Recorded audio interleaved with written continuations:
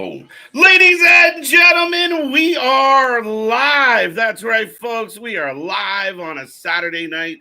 And if you don't know, our Saturday night streams are always something special.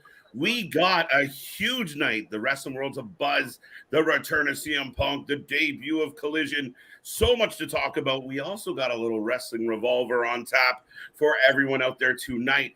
Folks, I see people already funneling in, so make sure you grab your snacks, grab your feel-good, put a smile on your face. Your alternative commentary to all the wrestling kicks off right now. Let's go.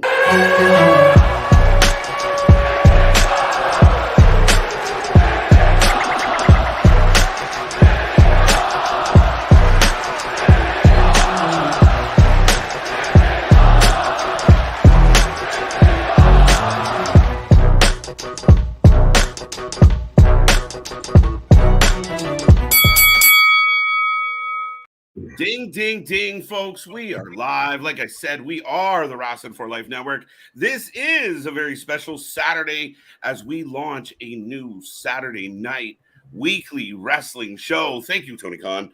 We have AEW Collision coming up. Me and that pretty face going to run you through all the action, all the entertainment. So make sure I see some new faces already popping up in the chat. Make sure you say hello. Make sure you tell all your friends. Click that like, click that subscribe. Be a part of the show. We are going to rock through. And as I mentioned, we have Wrestling Revolver, the Ring of Destiny, also ahead tonight. I'm looking forward to it. I know you're looking forward to it. I will remind everybody, I am Mr. Every Night KJ White, and my buddy's got some things. Ladies and gentlemen, boys and girls, children of all ages, pause on that. The Wrestling for Life Network proudly brings to you its YouTube tag stream, Champions of the World, the Every Night Delight, KJ White. I am Big Nick. And yes, it's clobbering time, like Mussolini and Kennedy. Here we go. Here we go. So long awaited, long talked about, still mixed emotions. Nobody's really quite sure how to feel. Some people are excited. Some people are semi-excited. Some people are turned completely off and hoping for this to be a complete disaster from the start. But they've done a good job of handicapping it. Yeah, we'll get into that for sure, Big Nick, as far as handicapping, hindering, whatever. It's got some hills to climb. And that all being said, Mr. CM Punk will return to wrestling again tonight, the second coming, live from Chicago. And I personally can't wait. Oh, absolutely. Absolutely. Now, I know I asked this before we went live, but I'll pull the audience as we do see all the names filling up and everything. We'll get to you in a minute, folks. But does he open the show? No, I think so. I think he kind of has to. They're in Chicago. Mm-hmm. You're debuting the new show. You've got at least for me in the US here, I've got an Avengers lead in. So instead of the Big Bang, they have the Avengers. Tony Stark and Captain America have to carry the ratings for AEW. With the Civil War kicking off, I thought it was all SmackDown. So my bad. It's just a replay of SmackDown. Fair enough. Right. Listen, I have not seen a clip. Even the Sammy Uso stuff hadn't circulated the way we're getting circulation on the Jey Uso moment. Everybody has reposted this. Everybody's put it out there. Even our own personal takes on it are flying through the gates. It's unreal, the reaction to SmackDown last night. I've seen people, and I've seen even, I can at least say one wrestler within that same company, that Jackanada, saying it was the best ending to a Friday night SmackDown ever. The best ever. That's bold. All right, you got it. How can you argue with Dijak? He came from the future. You know, right? But it has 100% been, and that's been this whole bloodline storyline. It's been one just mass shared moment after another mass shared moment of it. You go from Sami Zayn's ladder shot or chair shot to the back of Roman. You go to Jimmy with the super kick at Night of Champions. Now Jay's moment. They've all been huge moments. And I saw an interesting take, and I've heard this floated around, and I halfway believe it for when they maybe eventually down the road try and put Roman babyface. Roman's been the one betrayed by all these people. Roman always gets betrayed. And that's a funny thing about Roman. However, people would say, well, Roman's kind of earned the betrayal that he's received. And I cannot completely disagree with that, Nick. I do feel like, you know, when you are that high and mighty, when you know it's lonely wearing the crown. So, I mean, it makes sense to me why he's been turned on as as many times as he has. But yeah, I mean, there's definitely face feels when he comes out to the ring and everybody's waiting for acknowledge me. Yeah, well, he's just that over. I don't know if it's even true babyface. I think respect. He's the guy. Whether you love him, whether you hate him, he is the guy. Because even then, still, after they went off the air, and I wish they would have had it on the air, but it was almost too much of a chef's kiss. You deserve it. A literally deafening chance of "you deserve it," and that's the sentiment. Like I think where you see the cheers and people love the acknowledge, you know, whatever town I'm in, acknowledge me, and they all lose their mind. I think to that level, there's that much respect of just he's that good. They kind of go with it, but then when he gets kicked in the face by someone they genuinely want to see get over, you know, then they get on him pretty quick. So the fans weren't quiet about, you know, it was your fault, Roman. We're sorry, but now we get the announcement: Money in the Bank, Bloodline Civil War. Whoo! Absolutely, absolutely. Well, I was going to say, speaking of acknowledge, we should probably finally at least acknowledge the chat here, because Jason out here is saying, "Let's get the stream to 100 likes before the show starts." I appreciate and love that. We're at 101. First comment. We're at 101, Mr. Jason. Well, so, Victor out here saying, "Let's go chat. We're too short. We're too short of 100." I don't know why that was so hard for me to say. I kept thinking of the rapper Too Short for some reason. Right. I'm like, what do you call us? Right. I'm not short, sir. Yeah. That big in my name is not compensating for anything. What? At least not height. But Jeremy, what up? I'm super excited about our surprise tonight. The 11:30 podcast is dropping some flames. Shout out, my guys. There you go. There you go. Good to see you. Good to see you. 11:30. There's us. There's Victor again. We got Ralphie in the chat here. Oh, Ralphie boy. All right. Sonic saying, not a big fan of CM Punk. Ooh, okay. Valid take. That's, we can get back to how this whole show, this whole way that they've presented this has drawn a wedge between their own fan base. It really has. And Nick, I covered this yesterday as far as, you know, my perceptions and my 2 cents on the whole CM Punk thing. And in this, you know, you see the interview come out, and then yesterday a tweet comes out right after the interview from one of the counterparts. And to me, it's just more stirring the pot. It's more poking the bear. It's more childish. You won't answer.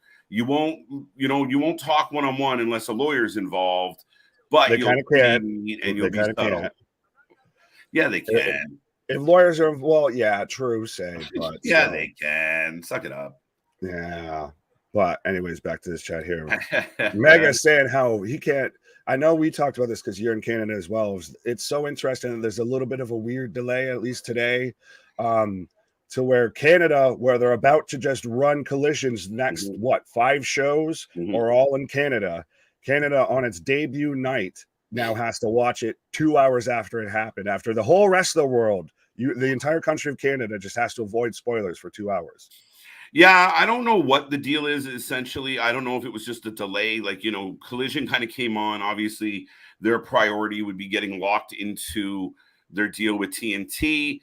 Then if they turn to their other countries and see where they're going to distribute, I have a feeling they signed a deal with TSN, which it looks like it will be aired on TSN here locally. But it also looks like TSN had already made their plans for this particular weekend. So it's not airing at normal time. It will be next week, I believe, though.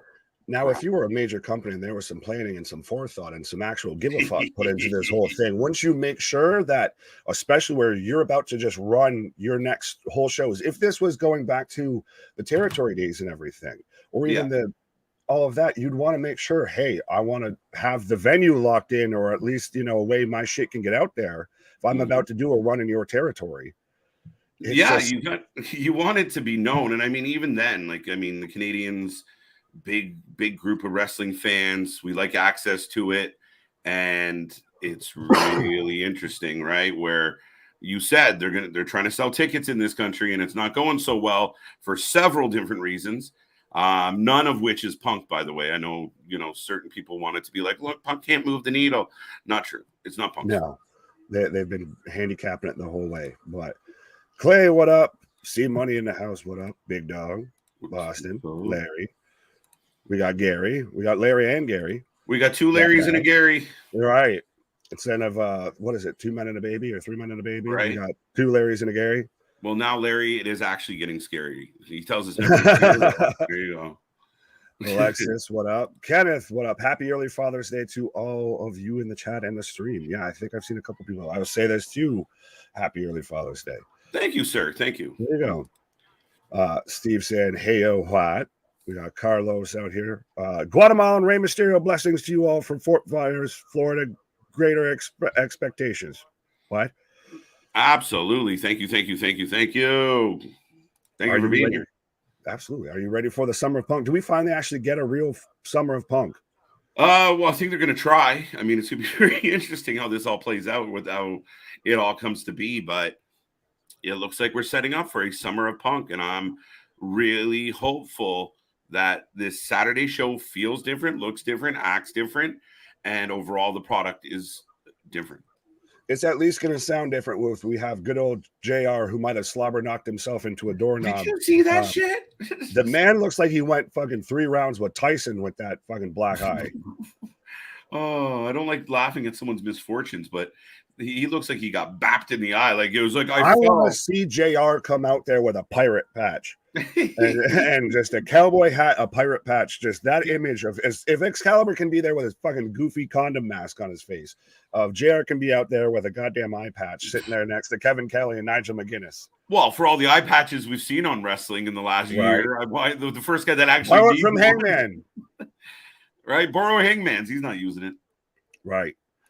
Speaking of trying, I'm trying to get through this chat here, folks. Temple Place. This is where a good reminder to remind everybody you got the super chats, the super stickers, and everything like that. You want to make sure you get your comment across, make sure your comment read, stand out, show out, or if you want to just help support the channel. But Temple Plays, insert Kent after main event when Punk. Ooh, that would be really good, especially if we're setting up for Forbidden Door. Let's go. It'd be very interesting. A lot of rumors about Kenta and Punk now. I don't know. We'll see. I'm curious. Right. David, what up? Big Dog saying, I'm seeing 102 on my side. Bash letting us know we got 103. Do I hear 104, 105? What? 104, 105. Right, we just hit 2K last night or going into yesterday, and now we're already at 2.03. Now let's see if we can just move that, swap that 3 and that 0 and just get to 2.3. That's what we need to do now. Yeah. Right, Nick saying, is Saturday all right for fighting? Yes, according to Nickelback and Elton John and Tony Khan. Yes, Saturday night is all right for fighting. It's interesting. I'm surprised they didn't go with like a little bit of a remix or a revamp, but good old Elton, let's do it. Hey, I dig it. Well, and even then, Meg is out here agreeing with you with all the Canadian stuff. Granted, he's saying CFO football is on right now on TSN for him, but you mentioned initially how off today or yesterday, I think, in Canada, CFL. I don't know, but you mentioned how the Saturday night's all right for a fight is Hockey Night in Canada. Yeah. So it's just you keep borrowing from all this Canada. Right. There's been a large Canadian presence in wrestling over the last little while here. A lot of shows and impacts here all the goddamn time. I mean, that's one way to solve your CM problem is send them to Canada for the summer. Right. Yeah. You get a summer vacation. Punk. Right. Vance, what up? Jason, what up? Temple saying, what if he comes out to this Fire Burns? I don't know if he can because of WWE, but we'll see. I mean, that'd be cool. Tony's already licensed one Kill Switch song for Roddy, so yeah. No, I did like when he came out to AFI and his old jam, his old indie jam. I'm a big fan of that song, so even if he comes out to any of them, I just want him to come out. We're good. We got Black Adam in here too now. Speaking of, we got Dwayne now, I guess. Throw the bum out. Better rules. Who, Punk? Why are we throwing Punk out? Of the country? Yeah, you guys keep Jericho. You will take it. Come on, Punk. We'll take Punk. We're okay. No, you already got Brock. We got Brock. Punk. Man, I was joking around. Sorry, quickly about Brock. I was joking around with you the other day about what Brock's doing up in Saskatoon, and then I saw him on something and being interviewed. He's like, "Oh yeah, I hunt the elk, the moose." I'm like, "All right, there you go." I'm surprised. I'm shocked he owns a gun. He probably just uses bare. No, I was gonna say, does he fight them barehanded? Does he just choke the moose out? Because I feel like he could. You just see Brock out there just F5 in a bear. Anyway, back to the point. What if Punk comes out to Go Cubs Go? David, I think that might be a bit of a stretch. A little bit. Punk might pull us back, or you might have pulled you back out there going for that reach there, Bob. A little bit. But not only do we have the debut of Punk tonight, or the return of Punk, we have the return of Andrade, we have the return of Miro. Yeah. I think we might have the return of Thunder, at least coming out. Maybe she just does a walkabout, comes out and walks back. Yeah, I don't know if she's been cleared to actually compete. But it is really funny, Nick, for all the months that we've bitched and complained and fans have wanted certain people, it's really hilarious. You start this new show and they all appear. It is a bit of a like, yeah, guys, I did kind of drop the ball with this. Like, to me, it's a bit of an omission of maybe not guilt, but of negligence. Yeah, a bit. Well, Loco Gargoyle saying the Elton John theme feels more dance than badass. Well, yeah, they could have gone at least with the Nickelback version. The Nickelback's a little harder. The Hockey Night in Canada It's a little more rock and roll. Yeah, a little more rock and roll. I mean, not that anyone's gonna jump on the Nickel bandwagon or the Nickelback. And they might be easier to license, but you don't get as many clicks as saying that, Nickelback's the theme versus Elton John's the theme. Yeah. You got all the Elton John's All Elite images floating around. Ratnick saying Brock should teach Punk how to handle someone working too stiff. Yeah. Have you seen that going around? Well, you talked about the whole ESPN interview of commenting about Hangman Page working too stiff and he had to protect himself.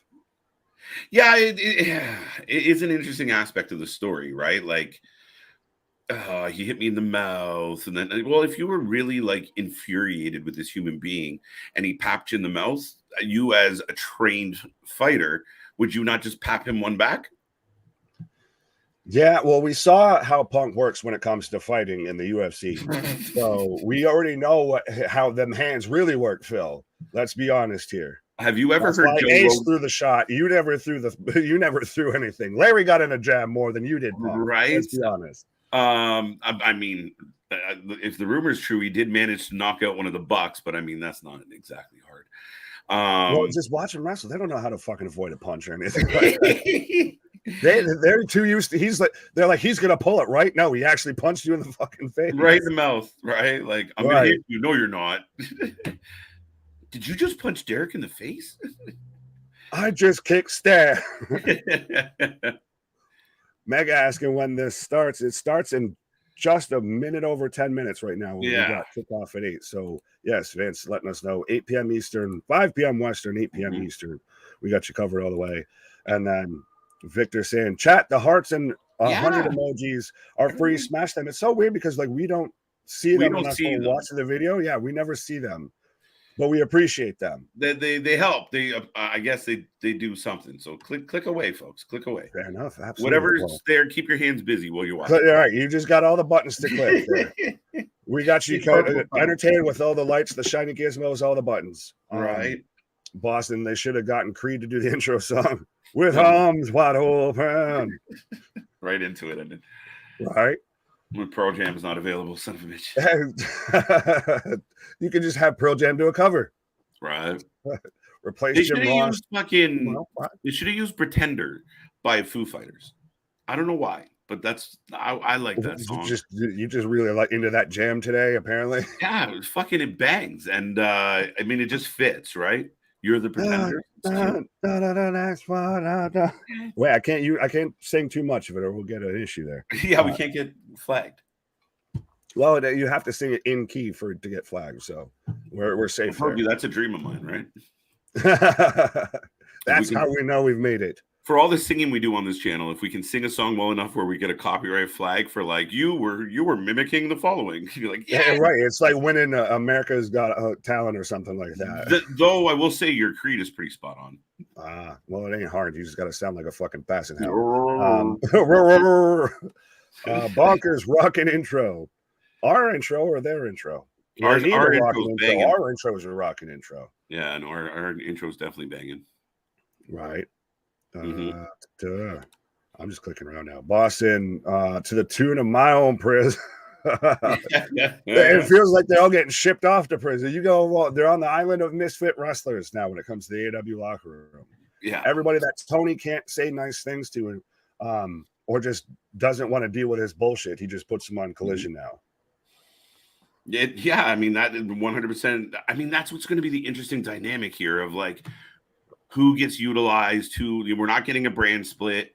I know there was some rumors of a brand split once upon a time. Tony shot those down, at least in the interim. It's really interesting. I don't know what they're going to do. Yeah. Well, like you said earlier, this just really needs to have an entirely different feel. It's at least we know just the commentary team, it's going to have a different sound. It needs to have a different feel. It can't just be another 2 hours of Dynamite or Rampage. God help us if it's 2 hours of Rampage, but it has to have a different feel. It does. I really want to see if there's stories. Does Saturday night give you stories? Is Saturday night going to try and give you something to tune into? Absolutely. Well, hopefully. I think they already have so far with the way what they've advertised initially. It's now they just need to keep it going. Like now it's going to be what next? Like it can't just be the big return and then it just falls flat. It gets left by the wayside. Yeah, no, absolutely. I mean, that's yeah, I mean, I don't know. Like a lot of people have said, I've heard you say it as well, like, they've been cut off at the knees, and there's been some really bad decision making, I think, in the rollout of this whole process for Collision. I think they could have done a better job hyping it up and getting people excited for it. And unfortunately, we didn't get that yet. Right. So, but I can't see Tony doing that. Like, I'm going to get this new show and I'm not going to try. Like, it feels like if he's fucking up, he's either doing it by accident or he's trying to, like, not upset other people and slowly roll this out. Little column A, little column B. I was going to say both is good. Both, I think, is good with that one. Both is a possibility, yes. Very much so. Victor letting us know that it helps the algorithm go up. So, yes, placate the YouTube algorithm, folks. Just click all the buttons. We got all the things. That boat. I was going to say, well, speaking of clicking things and everything, you can go and check out Clips. Put out another video and everything, compiling all the reactions, to the super kick, the second super kick heard around the world. And we were in there and everything. So go and click that too. Show him some love. That double super kick on Roman when he gets up and he's already been kicked and he's pissed off and he's running his mouth and he eats another one. Man, that was like a picture. Like if you ever were like do a super kick like this, like the leg slap was like perfectly timed. It was just on point by both of them. They dug those super kick in hard. I loved it. Oh, absolutely. It was nothing but every moment of that from the way Jay sold it. I still love that you called it right before it. And everything. It was so funny. Finally got your moment of, the King Kong ain't got on me. You don't walk away from me. Well, and I mean, you and I always say, like, half the time we're just talking out of our ass and saying, whatever pops into our head. And it was just this thing of like, Roman looks like he's setting up to be kicked in the mouth. The way he was kind of leaning, like it was like, but it wrote itself so well. And I think if the show would have just ended with like Jimmy leaving the ring and everyone's like, oh my God, it probably would have ended really well. But that yank back and it was so emotional and so well done. Yeah, I mean, how can you complain? Absolutely. Metal Rules saying everyone gets a bell. Why? Everyone gets a bell. They should chant Rocky 3, Rocky 3, Rocky 3. Should. Dave. Keyshawn put that. Oops, sorry. No, go ahead. I was just saying, Keyshawn put this evil out here. What if Collision starts with Orange Cassidy? It probably help is. Us all. Imagine like the music, like because it's Jane, right? So it kind of starts with that little Jane riff, and everyone mistakes it. And they're like, Oh yeah. Oh my God. Everybody would just, you would have people throwing things, I feel. Now, if you out there and you can hear our voice, are avid, AEW fans, stronger than your average one. You consider yourself a big AEW fan. Would it not bum you out if Collision opens with Orange Cassidy? I consider myself an AEW fan, and I think I'd be like, oh fuck, feels like Wednesday. Yeah, it'd be a race for the pause for the cause. If we were going right out of the gate with OC match of call me when Punk shows up. I'll be back here. Oh no, Punk. Well, we'll be back. Right, we'll be back to your originally scheduled programming. Zodiac, what up, my guy? Too sweet to the camera. What? But we do also, by the way, let's not forget. I know is going to get probably vastly overshadowed by Collision, but we are still also going to be watching and peeking at Wrestling Revolver, the Ring of Destiny. Not ripping off. Do you have that card up? I do actually. You actually have it up? Okay, I was going to pull it up, but if you got it, I'll leave it alone. I have it. So we've got. I'll run through it real quick. We've got the Revolver World Title match: Steve Macklin versus Jake Christ. We've got the Motor City Machine Guns versus ABC, Chris Bay and Ace Austin. We've got an 8-man tag match: the Rascals, Trey Miguel, Zachary Wentz, and Myron Reed, and a mystery partner versus the Second Gear Crew and Mox, I believe, or I think they might have announced who the Rascals' other partner is, but I'm looking at the card on fight right now. And we've got Takeshita versus JT Dunn. We've got the Brat Pack, Billy Starks, and Brogan Finley versus the Unit, Ali Catch and Logan James. We've got an unlucky 13-match Alex Colon versus Crazy King. We've got Alan Angels versus Robert Martyr. Golden Ticket Gauntlet match: Jessica, Crash Jackson, Fulton, Damian Chambers, Dan the Dad, Blair Onyx, and TBA. And a partridge in a pear tree. Well, and I was going to say, and speaking of partridges and pear trees, I guess, a segue of all hell, but the DWR homies there are also going to be in attendance, everything. And so if you're looking right by the entranceway and everything and see somebody that looks like probably one of us there, probably if you probably a bit more like me, if you see someone that looks like me, you're probably seeing Rig from DWO there. But shout out. Victor's got a really good point here. We got about 3 minutes before show kicks off. Both shows kick off, folks. Do remember, if you haven't clicked that like yet, do so. If you haven't told your friends or dropped in a chat somewhere or in some room and let everybody know about us, you're doing them a disservice. We have all your action. It's going to be a fun night. And remember, folks, we hope you're having a safe and happy week. You got it all in the book. It's a Saturday night. I hope you're feeling good and ready to go. But Nick, it's going to be a crazy one. We got to find out. And everyone's talking about, like I said, WWE goes big the night before Collision. I don't know if that is. I didn't even think about it that way. If it was intentional, I don't think it was. Lines up nicely. Oh, it lines up perfectly.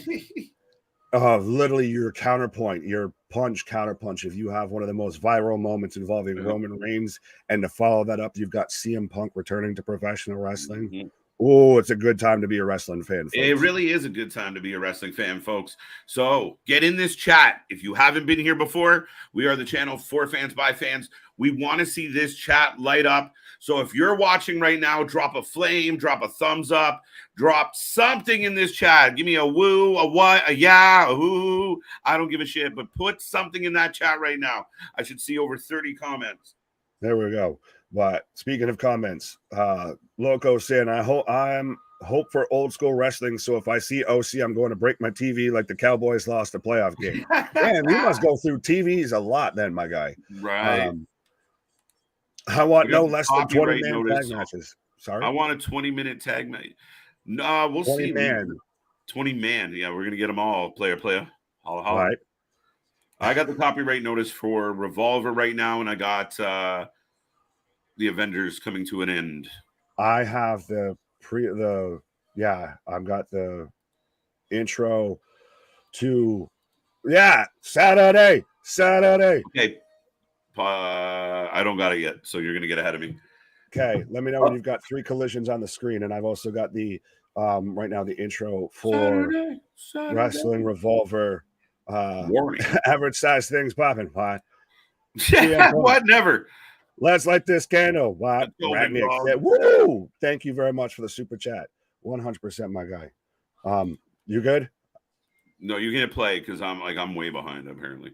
I have Wardlow sticking his tongue at me during the intro right now. Okay. Please tell me you're there. No, I'm not there yet. Oh. But I do have the intro video as well for Wrasslin Revolver. We've got flaming tables and everything. Apparently, we've got the build up for Macklin versus Chris. What up, Gilly? How you doing? How you doing? How you doing? And we are about to kick this off right now, folks. It's starting for me now. Okay. Saturday. There's Joe. There's Willow, Blue, Miro. Whoa. All right, kicking off. Okay. I like the vibe though. It's fun at least. It already feels different. It already feels like a different vibe. They've done it a bit more rock and roll. It reminds me of like the old, Raw intros of, yeah.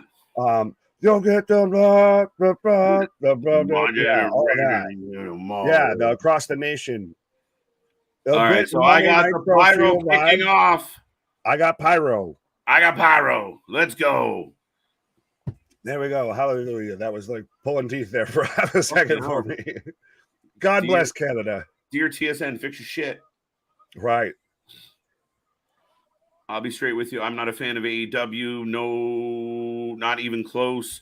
But as a wrestling fan, I am curious to see how this show plays out. Fair enough, man. Fair enough.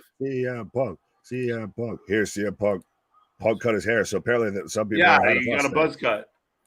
Oh. It's coming right now. I just got best of the world. So we've got CM Punk coming out right now. This is the finest we've been on the channel. Place looks packed. Like it. Yes, it does. Look out for a pipe bomb. Oh, I don't know. Okay, before this kicks off, Nick, what do you think? Is he going to take the high road or is he going to go pipey? You take the high road, I'll take the low road, and I'll get there before you. CM Punk, Joe Black, already the piped in cheers. It's not piped in, motherfucker. Like the guys in Chicago. It's so funny. That's a reach and a half. We got the wrestling fan base so jaded, right? Like the schmarks are super jaded. He's got he's got the shoes around his collar, around his neck. He's got, a bag in hand randomly. Okay. I think we're gonna get story time with Santa Claus. But it's just it's so literally everybody's just waiting to have something negative to say about CM Punk. I feel at this point of literally, even the ESPN story before it came out, everybody's it's gonna be divisive in the locker room of it's gonna be like get the fuck out of here. Be happening. He said fuck and all. Yeah, it wasn't really anything other than what somebody could come out and say. Well, like Paige could have came out and said, well, I didn't hit him in the mouth. Or like that's the worst that could have happened. I got hit in the mouth. And he didn't even say, and as I explained in my coverage, was that, he didn't even say it was Paige's fault. He just said the situation put me on my heels, made me feel protective. It's making me second guess his intentions. He didn't say the guy was an asshole and was doing it on purpose. He said, I didn't know, so I was on defense. Right. Fair enough. By the way, I like I'm assuming it's a Larry shirt. It looks like it's a Larry the new shirt. Yeah. Yeah. But Scott, what up? The crowd is loud. Yeah. Sorry. The crowd is loud as shit. We can't miss you when you haven't been gone. Wrestlers need to go away and return for a pop. A little bit, but I agree with that. Got to mute you for a minute. Punk has some like, we might be quiet here. Yeah, we're gonna listen, folks. Vitamins aplenty. Let it build and make some money. Leave a legacy. CM Punk not getting booed in Chicago. Yes. But this crowd is deafening. Oh, they're fucking insane. Oh, and he took the AW off the mic. I'm tired of being nice. Yes. Let's go. Be nice. Gone 10 months. Torch straight off the bone.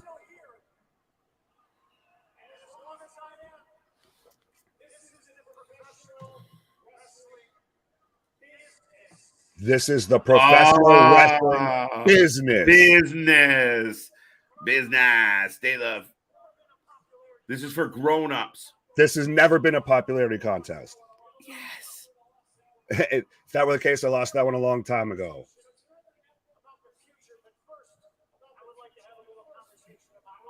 I would like to have a little conversation about my past. But I don't think it's checkered.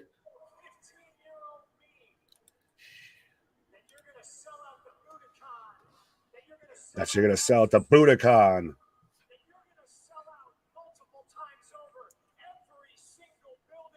I can hear yours clear as day. Sorry. No, it's fine. That's why I try and talk. No, yeah, no kidding. But we're good. We got to take this in, folks. He's starting with the past. I love it. I'm tired of playing nice. It's crazy. Shout out all the Jim Cornette shirts in the fucking crowd right now. No, that's where that fan base is going. All the people who fucking despise AEW are showing up to the Punk show. Right. Well, see, Bash said Jim Cornette is drooling over Punk. Oh, where's the lie? Not a single one.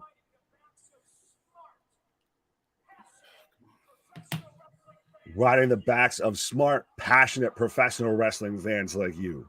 Yeah. Does he make a shot at Meltzer? I've never fit in more anywhere in my life than I have in professional wrestling, and I love you for it. So good. What's in the bag?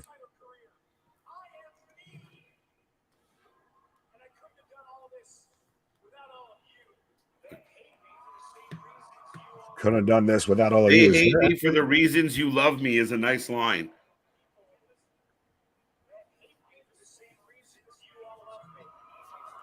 Oh, and that's instantly we get the booze. This might be where we get the. My mere presence makes people uncomfortable, man. He's like, I love it. Just don't be a prick. And remember, FTR are better as heels than baby faces, by the way. And he keeps looking directly down the hard cam right now. I know my presence upsets some people. There we go. Now I've got that. That was cheap. No, it was fucking valid. It's wicked, Joe. Now I think, bro, don't hurt yourself reaching trying to defend these motherfuckers. No. Don't just listen with open ears first, and then we can talk about it. I love it. It's perfect. Right. I mean, the guy sat at home for 10 months and had a whole bunch of pot shots, including a whole entrance built around him. You won't do it because you know I'm right. One Bill Phil.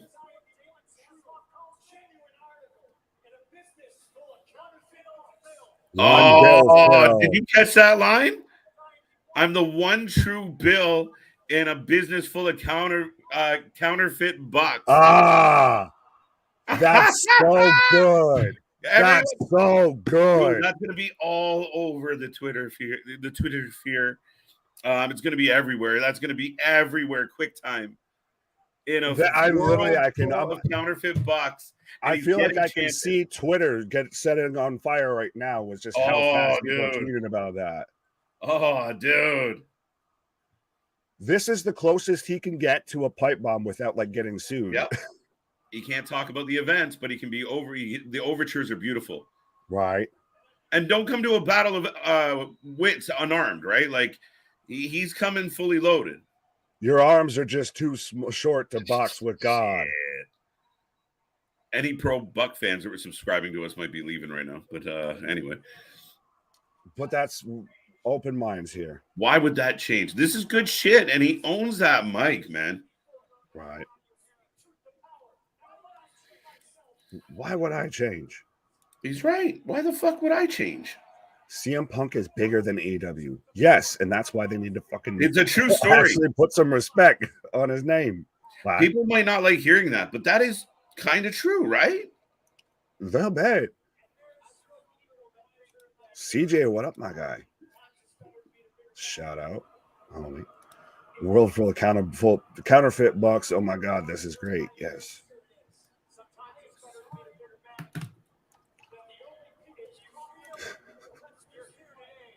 I'm sorry that oh shit. I am sorry that the only people softer than you are the wrestlers that you like. Yes. Turn, it's a heel turn officially. Is it a heel turn or And is then they it start just chanting. is it just accurate statements? Yeah, no, because the Chicago crowd's like, fuck it, we're just gonna cheer. I love it, dude. This is Bret Hart going to Canada. Yeah, that's what I think we're going for here. Wait, what? Someone is backside. I still love. It's the belt. He's got the belt. That's what that's gonna be, is it not? He earned it, right? Oh wow! I won the dog collar match. He brought the belt back. And by the way, I love the shirt because it's a nod to Roddy. But it's Larry. I thought that's what it was, and then I was like, wait, no, that's Larry. We got a Larry. Right. Never lost it. Never lost it. That's the thing. This ain't a fucking heel turn. This is just him being honest. This is what I've been missing from AEW so much. See, and now if him coming to Canada, he's going to be cheered here more than he's booed. Oh, absolutely. Oh.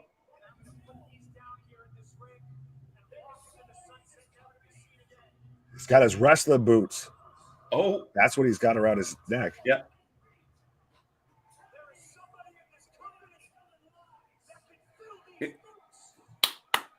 When somebody can fill these shoes, they belong on my feet.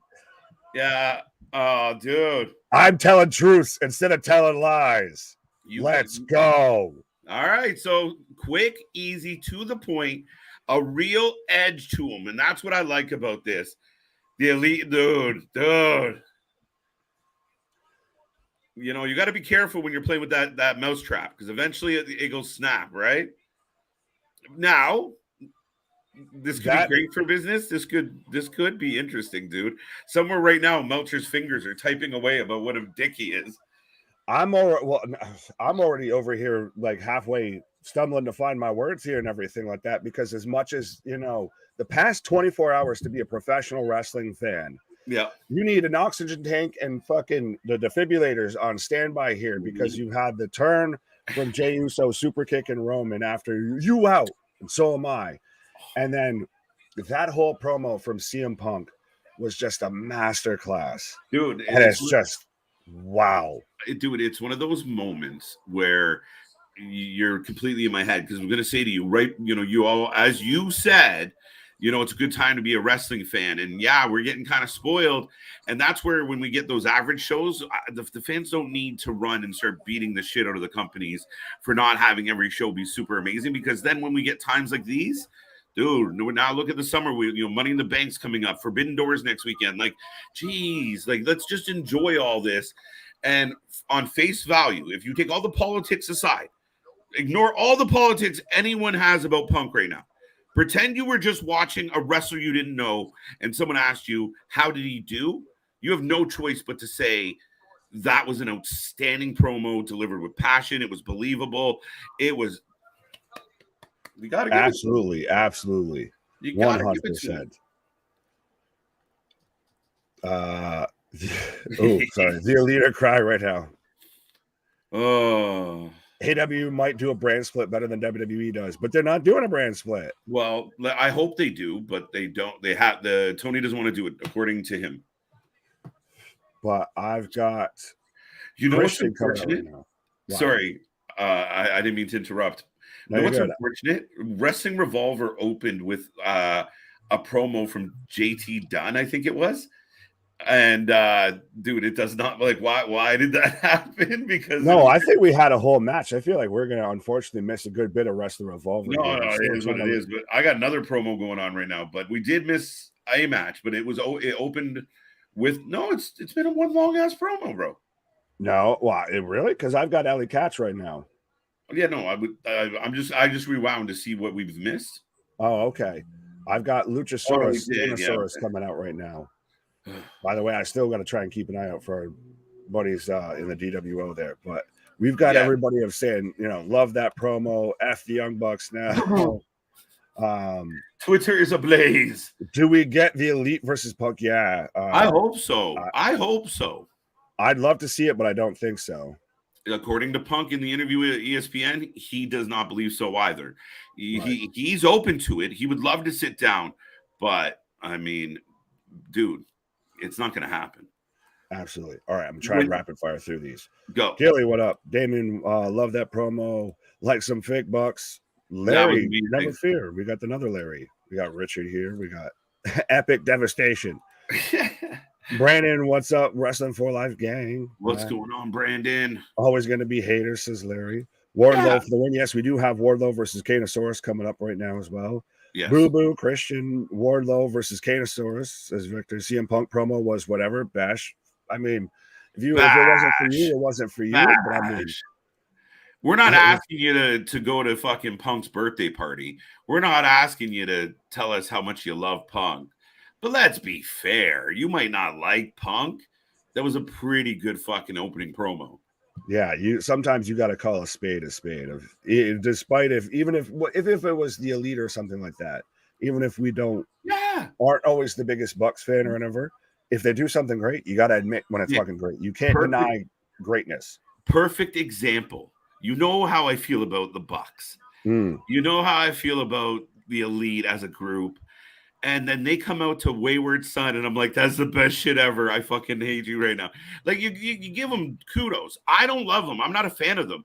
But coming out to that entrance song, what the lyrics say and how they set it up is outstanding. So you give kudos. So you have to give Punk something on this. He's got to get some points from the Russian judge. Come on now. Exactly, but from the Elite judge, but we do have Elite judge Wardlow versus Kanosaurus going on right now for the TNT Championship. So give us your predictions if you haven't done so already for that, folks. Absolutely. Charles says storytelling. Yes, sorry. You good? No, keep going. Try and catch up because that's the thing. I'm trying to run through. I got I got too much energy boiling right now. You're fine. You're fine. Bro, how do you come back from that? That promo was goated. What's up, fellas? Says Dustin. Exactly. Money to be made. There we go. 1 million guarantee for AEW now. Why? We'll see. Justin Elite about to kick his door down. They end up looking like JR, so be careful. Whoa. That's how it happened. JR accidentally burst into Punk's room too quickly. He said Punk, he just burst in. I'm trying to go over the meeting tonight, and just Punk just instinctually just punched him. Sorry, Jim. Jim. Right. Yeah, now we have to look at a 6'6" dinosaur. Yeah, a little interesting, turn. CM Punk is the dollar they need. I like it. Effing right, CJ. Scott, CM Punk is fake, but definitely entertaining. Elaborate. You're entitled to your opinion on that, Scott. I mean, I would. How do you feel he's fake? I'm curious before I, jump on it, but we can keep going. Right. All right. I tried catching up, and we're just gonna have to start skipping good chunks. Hi, Big Nick and KJ. I love Punk's first promo back. R4L Lamb. Are we calling out signals now of Alpha, Omega, right? Sierra Hotel Indigo Lima Delta. Did you have a prediction on this match? I think it's going to be Wardlow. I wouldn't mind seeing Kanosaurus, and if the TNT Championship just kind of stays on TNT, and becomes like the Collision mid card. Yeah, I'm okay with that. Or even if Punk's not going to wrestle every week, it's the main title because it's the fucking TNT title, and we're on TNT. Speaking of titles, something that I know we're talking about the Punk, the call outs and the shots across the bow, but man showed up with the belt, the title belt. He didn't pull it out of the bag, but he said, "I earned this. I got this. This is mine." Interesting. It's almost though. It reminded me a little bit halfway of one of those promos. If you see, like, I think it was like Eddie in like WCW. It's the one to where he sat there and threw the cup of coffee on himself because of the whole dirt sheet shit with Bischoff. But when he came out with his own luggage bag, that's what I feel like Punk kind of came out there with, of like, look at the shit I got here, guys. If you want to cause a problem, I'll just take my shit and go. I've got it right with me. No, like it's perfect, man. And it becomes long-term storytelling because you take things that you had in hand the belt, the shoes. He brings that and he tells the first part of the story, which is what's happened, and then he tells a little bit about what he's planning to do. I thought it was good. I thought it was delivered well. I thought it was solid. Oh, absolutely, absolutely. But so I'm in picture right now as it's Billy Starks right now in the ring. John saying Luchasaurus for the win. Joe talking about in order to compete, you actually have to pull in more than 1 million in ratings. So are you just like saying Punk's not like that promo wasn't good because it's on AEW? Is that what I'm getting at there? Because it seems like you're like saying, well, they're not competing with WWE. Well, I mean, and let me extrapolate that from an AEW standpoint. I mean, he's kind of right in the sense of looking, but the ratings are hit and miss as far as what they mean. However, the last time AEW Dynamite hit 1 million, it was because there was an announcement about Punk. Right. I think we got it right now. Promos, not this BS wrestling. Oh, WWE got it right. What?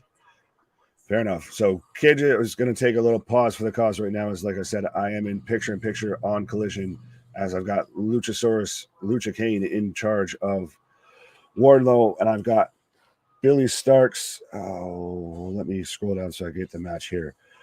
We have Billy Starks and Brogan Finley versus Ali Catch and Logan James going on right now on Wrestling Revolver. So if you want to give me a prediction on that, you can as well. If you haven't given me a prediction on Wardlow versus Lucha Kane, go ahead and drop that as well. Give Punk a chance before hating him. Yes, heed those words. Luchasaurus for the L. Mid-card cool, says Charles. The Young Bucks, the Clowns, says Damien. Oh, normally you're Captain Positivity there, Damien. So that must, they must have really gotten under your skin. Oh, CJ saying he had the new belt for Collision. That would be interesting. If it's the new, or do they change then the Dynamite belt? Do they change MGF's belt? I mean, or are they just counting because it has a Burberry strap instead of a regular black strap that it's a different belt? If it was Dynamite versus Collision, if it wasn't Dynamite versus Collision, it is now Lucha Kane for the W. Yes. I think it's always supposed to have been that. And I think, honestly, Tony Khan and certain people within the backstage, the executives, I will say, the suits of AEW have done a good job at trying to find any way and every way possible to handicap Collision. And to really kind of frou this being a new show, this being a new content versus actually doing what you should do and try and hype it up as much as possible. But so far, it very much has an entirely different feel. I know, granted, we're halfway through a match and had a promo, but it has a very much a different feel to Dynamite already here. We've got two big beefy boys slapping meat after we just had a CM Punk promo. Pause. What?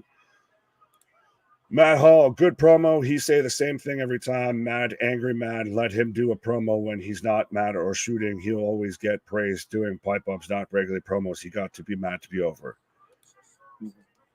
But he didn't say anything like he was super mad. Well, he got his point across. He wasn't yelling. He wasn't screaming. He wasn't losing his mind. He was just speaking facts the entire time and got his point across. And so what I guess I'm missing of what you were trying to get him, like what kind of promo would you want him to cut? Do you want him to just come out there and, hi guys, can't we all just get along? Like, that's not his character. That's not who he is. You wouldn't expect something different from Roman Reigns. Roman Reigns cuts the same type of promo all the time.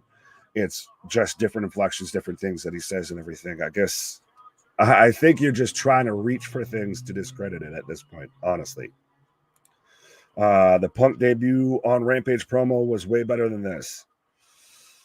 Well, that was a 7-year layoff versus 10 months. But anyways, it was not a French. What the hell are you on about, Meta? The old Bucks, they're in their late 30s. Are they actually? That's going to be I'm going to have to look into that. Punk versus MJF 2.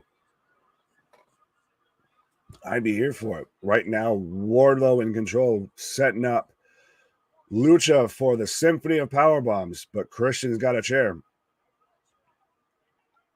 Good God, yo, Taco. Lucha, Richard, I don't know if I trust you. Boston taking Wardlow for the win. CM Punk brought the party. Yes, he did. Small Mark. What's up? Nah, he was happy as can be on his first return. Yeah, well, it was a 7-year layoff. One is 38, I think. 1, 2 count, 2 count. Lucha with a 2 count on Wardlow. As I've got Alex Shelley coming out right now on Wrestling Revolver, and he's getting flipped off by people. Why? The man's the Impact World Champion. And I think he's the Wrestling Revolver Tag Champion as well. Why? I got a very WWE feel with that opening, not from CM Punk, but with the lighting, arena, and stage aesthetic.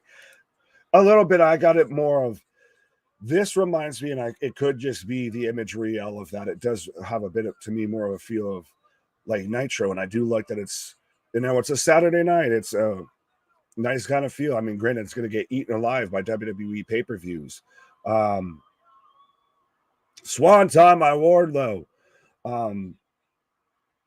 But it has a bit more of that Monday Night Nitro vibe, I feel. All we're missing is the giant steel, like AEWs on the sides. I love the oh, so everybody's already out of me already. 0-1, wow. All right, KJ. I might have to go back to the future here. Because right now I've got Wardlow was going for, oh, Christian just smashed the camera on Wardlow's head. Bulldog. 1, 2, 3. And a new TNT champion. Lucha Kane gets the win. And your new, that's, wow. And your new world TNT champion. Yeah, well, it's Luchasaurus. Do we get, sorry, now I've got Hobbs and QT Marshall backstage, but is that kind of like what I was talking about, to where this is going to be on Collision, going forward? That's a super quick run for Wardlow as TNT champion. Yeah, no, it was another quick run. We've seen a lot of stops and starts with Wardlow, unfortunately. Yeah, and it's done nothing but hurt him. But it has not helped him. He was on fire. Absolutely. Well, speaking of on fire, up next we've got Andrade versus Buddy Matthews. Absolutely. And it will be the return of Andrade, which, let's go. About time. I'm a fan. I want to see him do something. Oh, absolutely. Well, and that's the thing. This isn't just a CM Punk return tonight. We've got Miro coming back tonight. We've got Andrade coming back. And I think it was Small Mark mentioned of this has a bit more WWE vibe now. At least this has a different feel to Dynamite. Would you say so far, we're now already about a half hour through it, that this is starting to get a different vibe than regular AEW shows like Dynamite, Rampage? We haven't got a whole lot yet. But definitely coming out with a different vibe out of the gate. I don't know if that's just the Punk effect for the first show. We will have to see how the rest progresses. I really don't know yet. And I did see someone mention about, Punk always plays the one trick pony of being mad and such. But remember when Punk came back last time, people actually got impatient with happy-go-lucky Punk, right? Yeah, so they didn't like babyface Punk. Yeah, right? They were like, he doesn't have enough edge to him. So, man, he's a pro wrestler, and I think he does it extremely well. And I know the fan base is divided on it right now, but if you guys are hoping for the best for AEW, you need that. You need this to go well. You want this to go well. You want your company to continue to grow, bring in more fans, be bigger, better, stronger. You can cheer for the Bucks all you want, but you got to move the needle. Oh yeah. BJ, hey, everyone got Hulu set up so I can watch. What up? Is it on Hulu? I don't know. probably in the US. I'm assuming you're a woman just because of your profile picture, but don't get upset if I'm wrong. Half hour win, and we have a new TNT champion and an incredible promo from Punk. I'm happy so far. That's kind of what I'm saying. It's a reset. I feel they're establishing themselves as a different show, a different vibe. It sucks for Ward though, because that man has just gotten chewed up and spit out ever since his feud with MJF. It's been stop start with him. Yeah. And that moment when he was on top of the cage, celebrating as they went off the air, was at this point, honestly, the highlight of his career, because it's been all downhill a bit since then. Yeah, he was an absolute world beater, and he had the entire audience in the palm of his hands. And then he was just in a series of bad events, including losing his belt to Hobbs, the rivalry he had with security. It wasn't good, and it's fizzled out. And now he lost the title again. Where does he go from here? I think we're going to get a heel Wardlow. Go back to being a heel, like when we had. Does he go back to Maxwell? No, I think he just stays on Collision. He hangs he's really close with FTR, so I think under their kind of toolage, he could be a really vicious heel. Absolutely. Like early day Batista.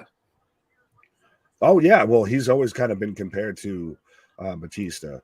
Victor Nash, as I live and breathe. What? Feel like 96 era of wrestling. I love it. Different is fresh air. Yes, absolutely. Brandon saying, I wasn't expecting Luchasaurus winning the TNT title. No. I don't think any of us were. I'm actually into a victory with that prediction. Victor taking Andrade for the win. Boss saying, finally, Miro. Yes, I can't wait to see the Redeemer. Was Andrade fighting? What? Who's Andrade? Andrade's fighting Buddy Matthews. Oh, that's right. We're all one family, old school and new school. Yes, absolutely. And that's why you need to join the Wrestling for Life Network family. Be a friend, tell a friend, hit that like button, hit that subscribe button, hit that bell notification. Absolutely, 100%. We're all about differences of opinions, as you constantly say. We're the Wrestling Utopia. We're the fastest growing wrestling channel on YouTube. Bar none, nobody does it like we do. Often imitated, never replicated, never duplicated. As I've got Buddy Matthews coming out right now, and I apologize to Wrestling Revolver. We have not paid a whole ton of attention to you. Sorry, it happens. But I'm going to take Andrade. He needs the W out of the gate. Buddy Matthews. It's his return match. Of course. Let's give him a fucking win. Let's not blow this. And Idolo, yes, 100%. It's got to be Andrade. Now, is he just counting down the days till he can go to WWE and hang out with his wife, or? Again, maybe not. Like if this Collision idea, if they all have a big team meeting for the guys that are going to consistently be on Collision and say, listen, we're going to get together. We're going to do some good shit, and we want to show up and show out and prove a fucking point. Maybe he finds a comfortable level here on Collision, and he's not an automatic, I leave. Well, and even then, like I said, you're not going to have, there are going to be some guys that stay strictly to Collision. Punk's not wrestling every week. He might be there every week. He might cut a promo or anything like that. He's not in action nor should every week. So that's plenty of opportunity for Andrade, and coming out here looking like a goddamn $1 million. This guy's a fucking star. And the fact that all he had to do was punch Sammy Guevara, who still can't get himself over, and just to sit on the sidelines. Right. 130 likes already. Wrasslin Marks loving Saturday stream. Hey, we're loving being here. And, a couple of these weekends coming up, we're not only going to have Collision, we're going to have some pay-per-views. So a lot of double streams, a lot of 2-for-1s, a lot of triple headers. So it's going to be a fun summer, folks. So like Nick said earlier, it's a good time to be a wrestling fan. If you don't sit around and just hate watch the wrestling, it's a lot to be happy about. I was going to say, this right there, that right above our faces is where you need to be right now. That's why we got 130 likes and everything like that. Because like I said, big things popping, little things stopping up to something. Season never sleeps. Bye. Right. Go find some friends. Let's get this to 200 tonight. I'm feeling good. Let's go. Absolutely. Absolutely. Hey, it's that spooky wizard named Buddy. Buddy. Yeah, that is always kind of halfway bothered me a little bit, but I've accepted it. Your name's Buddy? like pal. But so give us your predictions, folks. If you haven't already, I've already seen a few people. We've got Scott saying it's a draw. Curtis, what up, saying Andrade for the win. 130 for me, dog. 130 just from you there, boss. What? Charles saying 100%. What? BDW, what up? JV. Ole, ole, ole. We gained 5 likes in the amount of time that we just talked there, apparently. So on fire, folks, and not just on screen.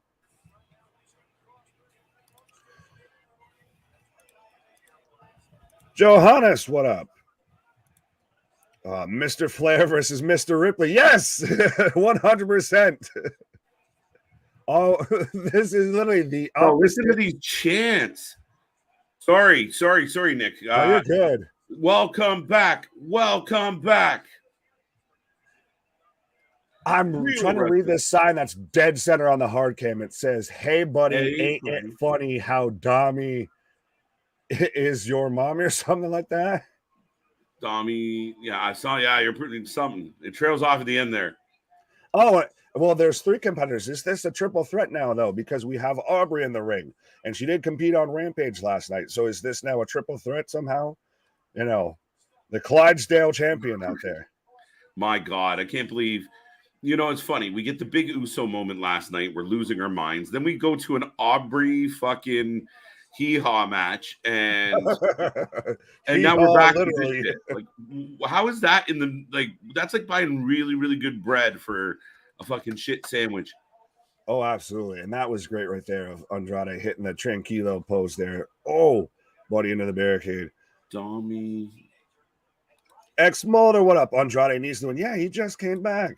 Damien's taking. Welcome back. Both guys pop up. This is gonna be a barn burner. I took Andrade. You took Andrade. Yeah, man, it's gonna be interesting. But still, I almost wish I could pull up real quick, and I might try and do it here in a second. Of the card. Oh, back handspring moonsault there, from Andrade onto Buddy off the ring apron. But if we looked at right now what we've had so far on AEW Collision, you compare that to what we had this week on Wednesday Night Dynamite.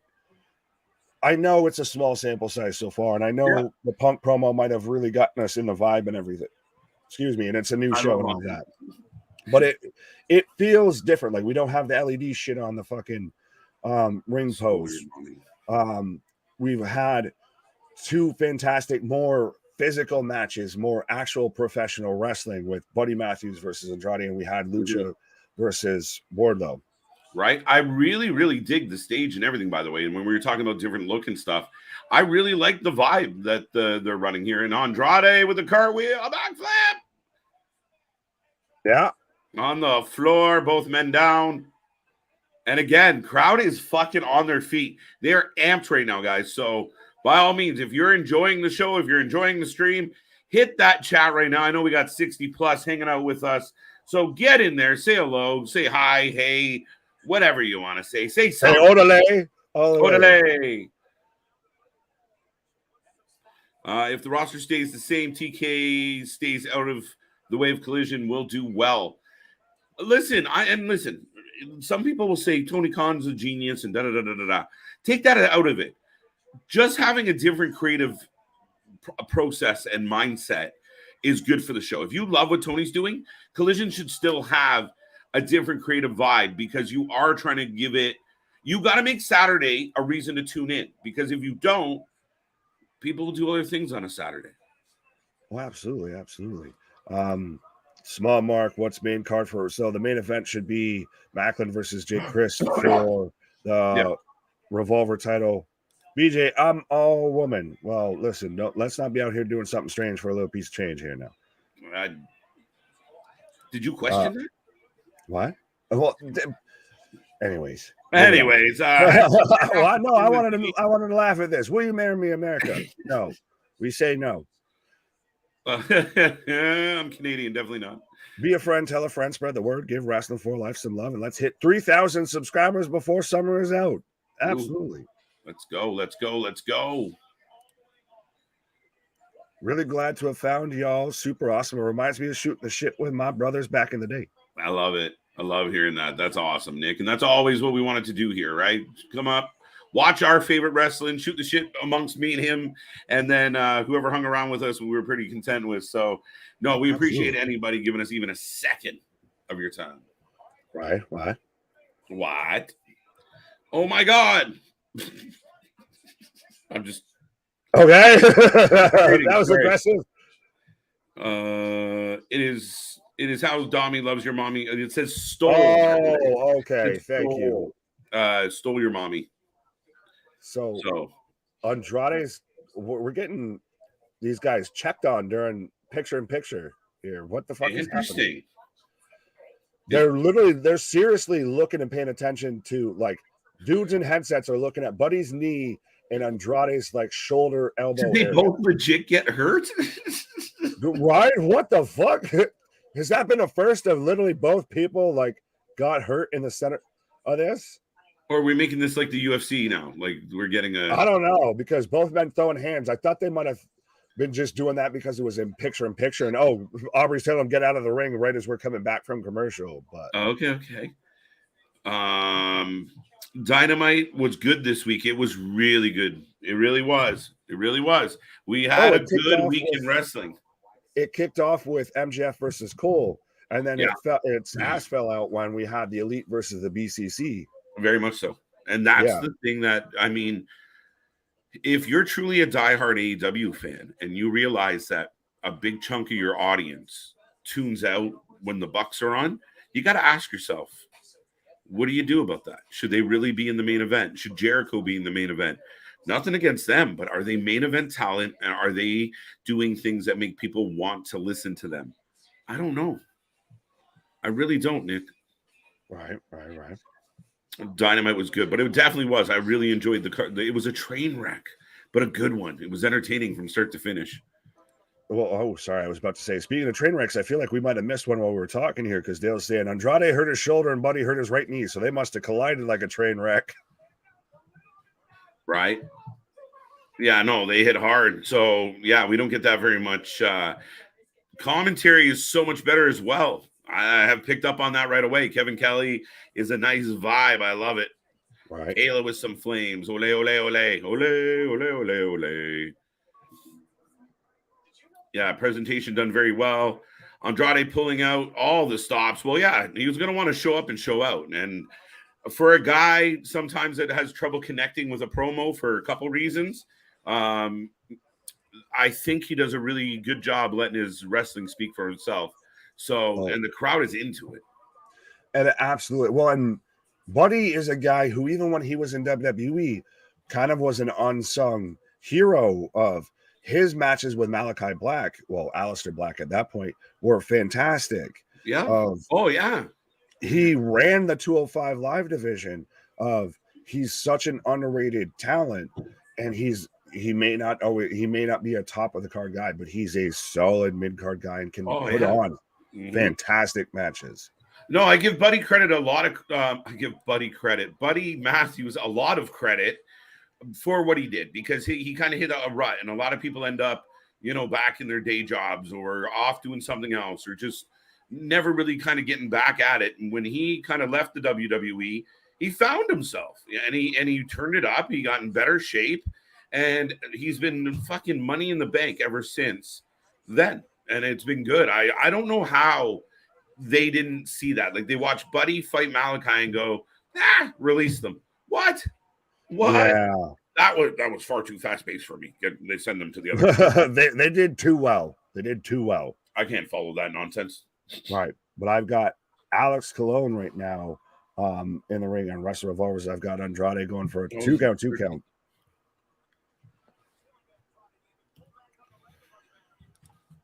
Joe Black saying, yep, this is definitely Rampage repackaged, but still Rampage. The ratings are going to go.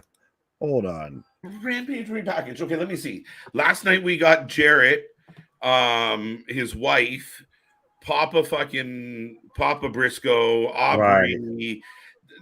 Yeah. Tonight we opened with CM Punk, followed it up with a title change. Then we get Buddy Matthews in the ring with Andrade. Yeah, okay. Are we being fair, Joe? Are we being fair? Right. There's your bias is showing. Miro in action next. Absolutely. Here we go. Okay, self promo. Sky Blue. No, she should never cut a promo. To go watch her with RJ. Oh my God. Sell a hat. Do you want to make any money in this business? Rampage repackaged, but it's live and we have solid action and great opening promo. Yeah. Hate watching at its finest. Yeah, boss, did you tell them? Y'all argue amongst yourselves. Here we are defending. Oh, right. And well, this proves anybody that says that, oh, we just shill for WWE or anything. No, we're literally saying this is fucking good. Because guess what? It's actual pro wrestling. I like instead of trampoline flippy doos. We are the most unbiased coverage you can find. But both men are hurt, man. Like one's holding his arm, the other one's holding his leg. Like they're gutting through this. Whatever that collision caused, Nick, they're both feeling. Speaking of collisions, right? Oh, yeah, Buddy just went for the rollover, like the sunset flip powerbomb, and literally his knee just gave and just grabbing at it. Oh. And Andrade has to reset up for the spot. Oh, cheeky Nando kick. I like that because they fucking improv that. That was improv. Nando's kick. That's what it's called. I know. Cheeky. Okay. I was like, wait, what? Oh, Buddy can't. His knee gave out trying to go for the powerbomb. Oh, he blocked the big boot and then he spun back into a fucking elbow. That looked perfect. Oh my God, that was so good. That was fucking great. They could use Serena Deeb. Hey, you might see Serena Deeb on this show. I'd be all for it. Right. I didn't put my blinders on for Punk, but maybe you had blinders on. That's, I think, what I'm accusing you of, Joe, is that if you watch that Punk segment kind of subjectively step back, don't really kind of go in with a bias, I think you'd have to be like, oh, that was really good. I thought the Wardlow Lucha match was good. The heel caused a loss. This match has been great. So I don't know why. What we're getting like this is awesome chant, by the way. Yeah, because it's been I feel like if there was more than just you and like it's going on and dying on this hill, you might have more of a case, my guy. Yeah, this is good, buddy. Yeah, buddy's knee's not doing so well. What's up, Chuck? How you doing? What up? Todd, by the way, welcome. What did Zodiac say that you wanted to agree with? Needing get Pac on Collision. I love Pac, but I've given up on him because it was so stop and start in and out. And I know visas and this and that and the other, but I've got doors getting thrown on just a revolver, by the way. But yeah, we've got to figure forward. Sorry, I'm not even. I don't even have it on. You're fine. Buddy taps. So he bridged. He won with his wife's move. He won with the figure eight. Wow. I need to go catch my breath here. I need to, after all of this, I'm coming down with the vapors. We need CPR over here. All right, folks, we get another match in the books. I know my stream is a little bit behind up in the north tonight, but I'm still getting the wrap of the match. Andrade picks up a big win. And listen, so far, so good with Collision tonight.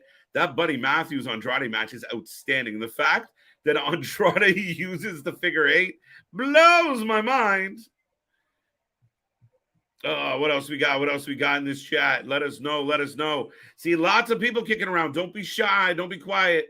Come have a chat. They're both selling well, JV. They're both selling well. Even when Andrade did the arch, he struggled to use his hand. No, he got there with both. Okay. Hell of a match. CM Punk remind me of 2010 Straight Edge Punk.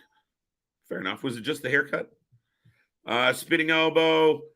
Do you still shill GCW?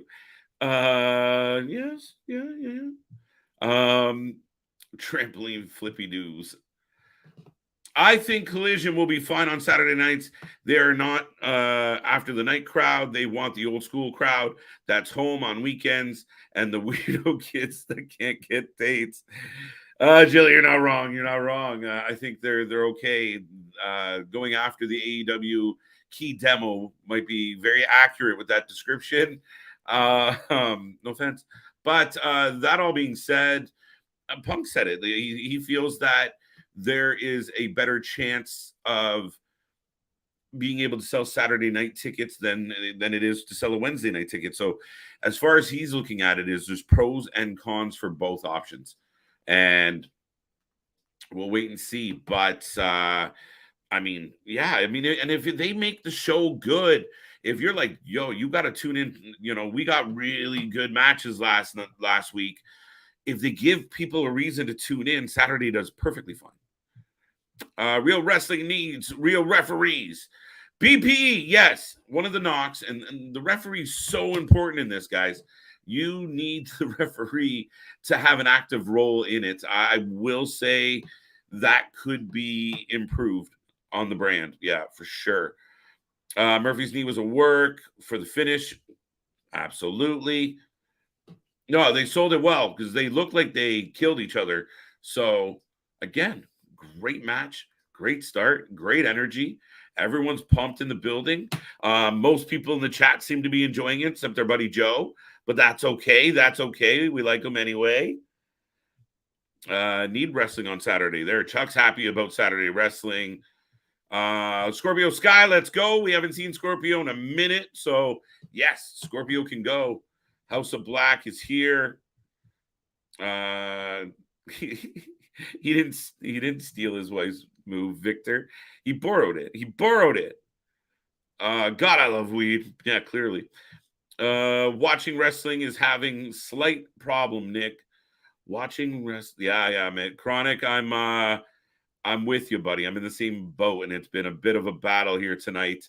I've had delays and issues myself. Generally, when there's something crazy popular going on, and especially because us Canadians can't get it till later, that's the problem. Wonderful, says Scott.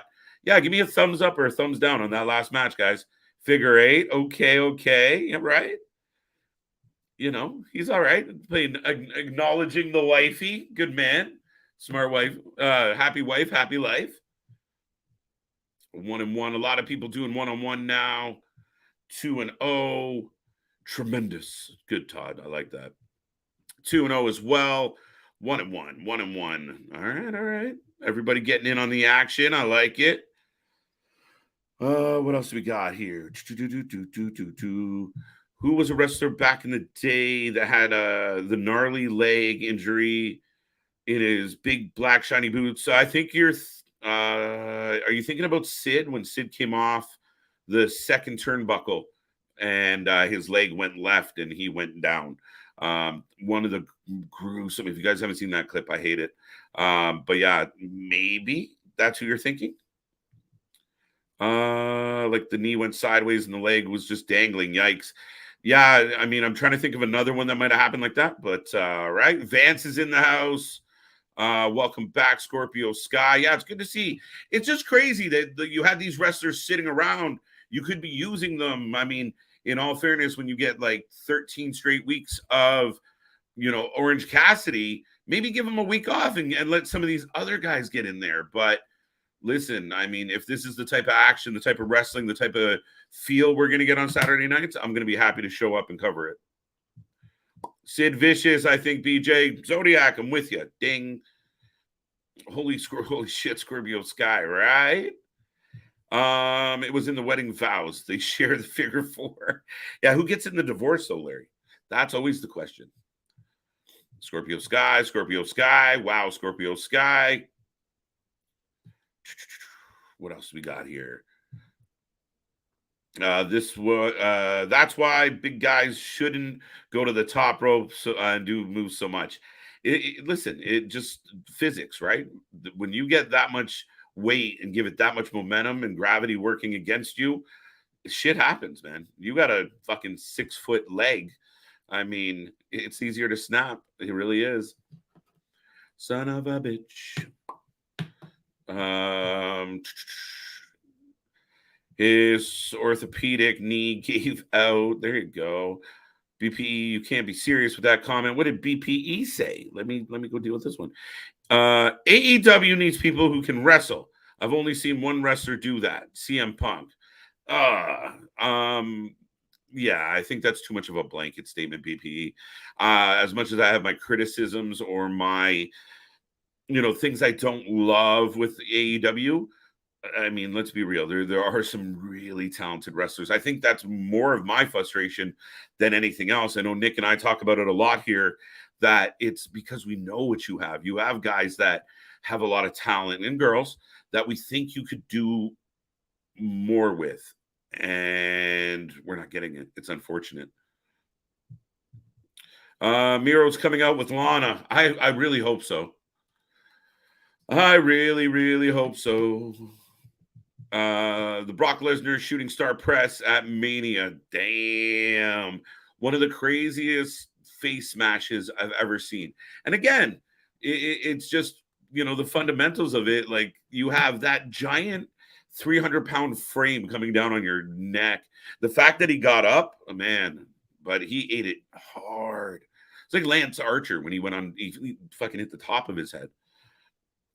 Big Dog, maybe third placement charm. Hurts bones thinking about it. Okay. Do you guys live in Ontario? I am a Canadian. Nick is an American. There you go. So we're half Canadian. Miroslav. And yes, Ontario. Any more murder in Chicago yet? Right. Dale, welcome back. Good to see you. There might have been one homicide to start the show, or 3 or 4. I don't know. Might have been just a mass thing. Tony Nese about to get squashed by Miro. Yes, he is. Guys, keep it going. Keep the comments coming. Keep it going. Whatever's going on the TV, by all means, share away. My shit got shut down. Just Miro, no Lana. Miro. I was really hoping Aiden English would show up and we'd get like Miro Day. No Lana. Heartbreaking. Archer is in New Japan. Fair enough. Well, he was hanging around New Japan. That's another guy I really think we could do more with. I'd like to see more Archer. I really would. Tony, run! Go! Get out of there! Dead man walking. Dun, dun, dun. Finally, people can eat at AEW catering table. All right. I don't get it. Miro Day. Let's fucking go, guys. Yeah, God's favorite game warrior. I like it. Welcome back, Chance. So listen, the crowd's right into it. And I'm really curious how the energy of this show is going to carry into next week. You know what I mean? Like, how is the vibe going to be? Chicago is a bit of an outlier. You're going to get a huge reaction in Chicago. A lot of smart fans realize what this means as far as who we're seeing, who's returning. But now they're going to go into Canada. They're going to go to some smaller venues, some not very sold shows. And then we'll see how it happens as they go across back into the U.S. as they head into Pittsburgh and such after that. So we'll find out. What am I going to do? Tony deserves to get squashed for insulting Chicago's greatest food. Absolutely.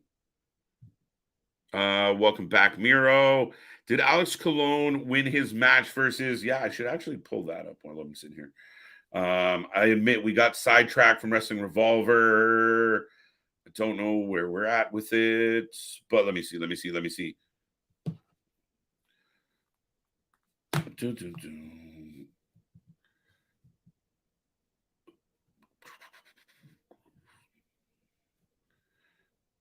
Yeah, I can't tell you right now, Damien.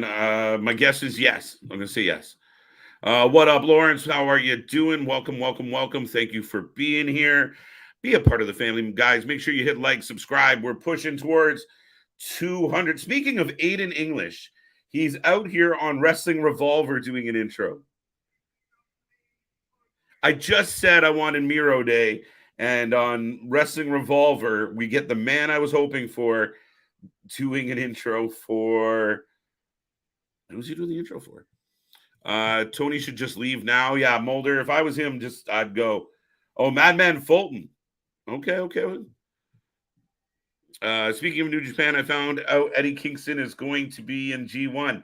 Yeah, they made that announcement, Todd, when we were watching the last New Japan show. They went through the list of competitors for G1, and Eddie is definitely one of them. It's going to be an exciting one. Miro looks better than ever. This is how we should have used him. Yeah, like a fucking beast. From the minute go, Miro, just go kill. Go. Right? Just, I know Lana's not here, but Krush, just destroy the man. There you go. And the best part, it's Tony Nese, and nobody likes Tony Nese.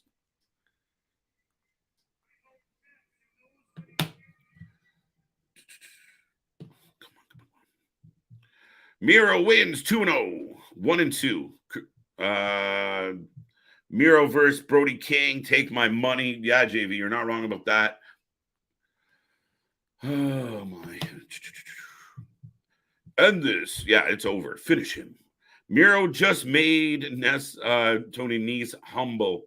Oh, by the way, Todd says, rest in peace, Iron Sheik. Absolutely.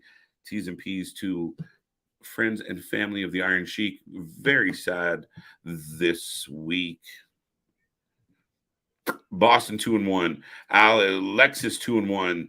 JV says 3-0. Damien 2-1. Cena graphic, it's going to be Jungle Boy versus Sonata at Forbidden Door. Not sure if that's official. Mark, some people aren't going to like this. Unfortunately, that is official. And unfortunately for me, for two reasons.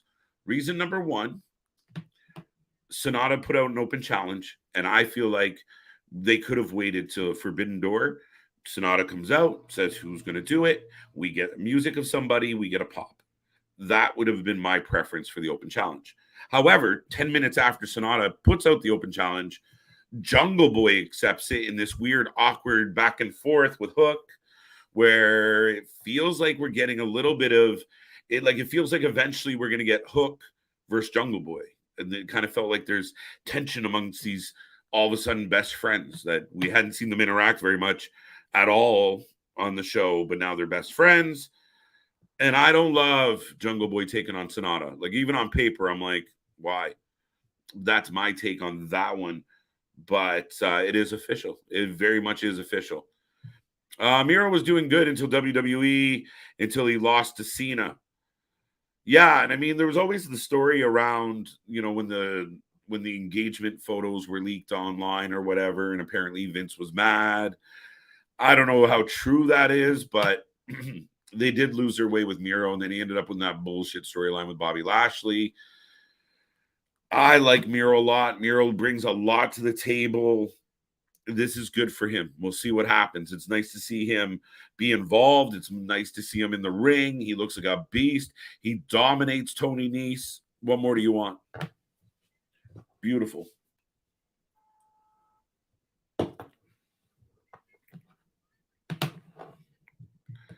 Nese taps finally.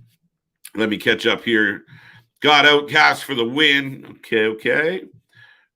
Mark Shapiro, destroy anybody he's with. Miro destroys MJF. Alexis, that's a bold statement. But we'll see. He might not have to. I mean, he might have to chase. Could Miro chase down somebody like CM Punk? And what's CM Punk going to do with that belt, guys?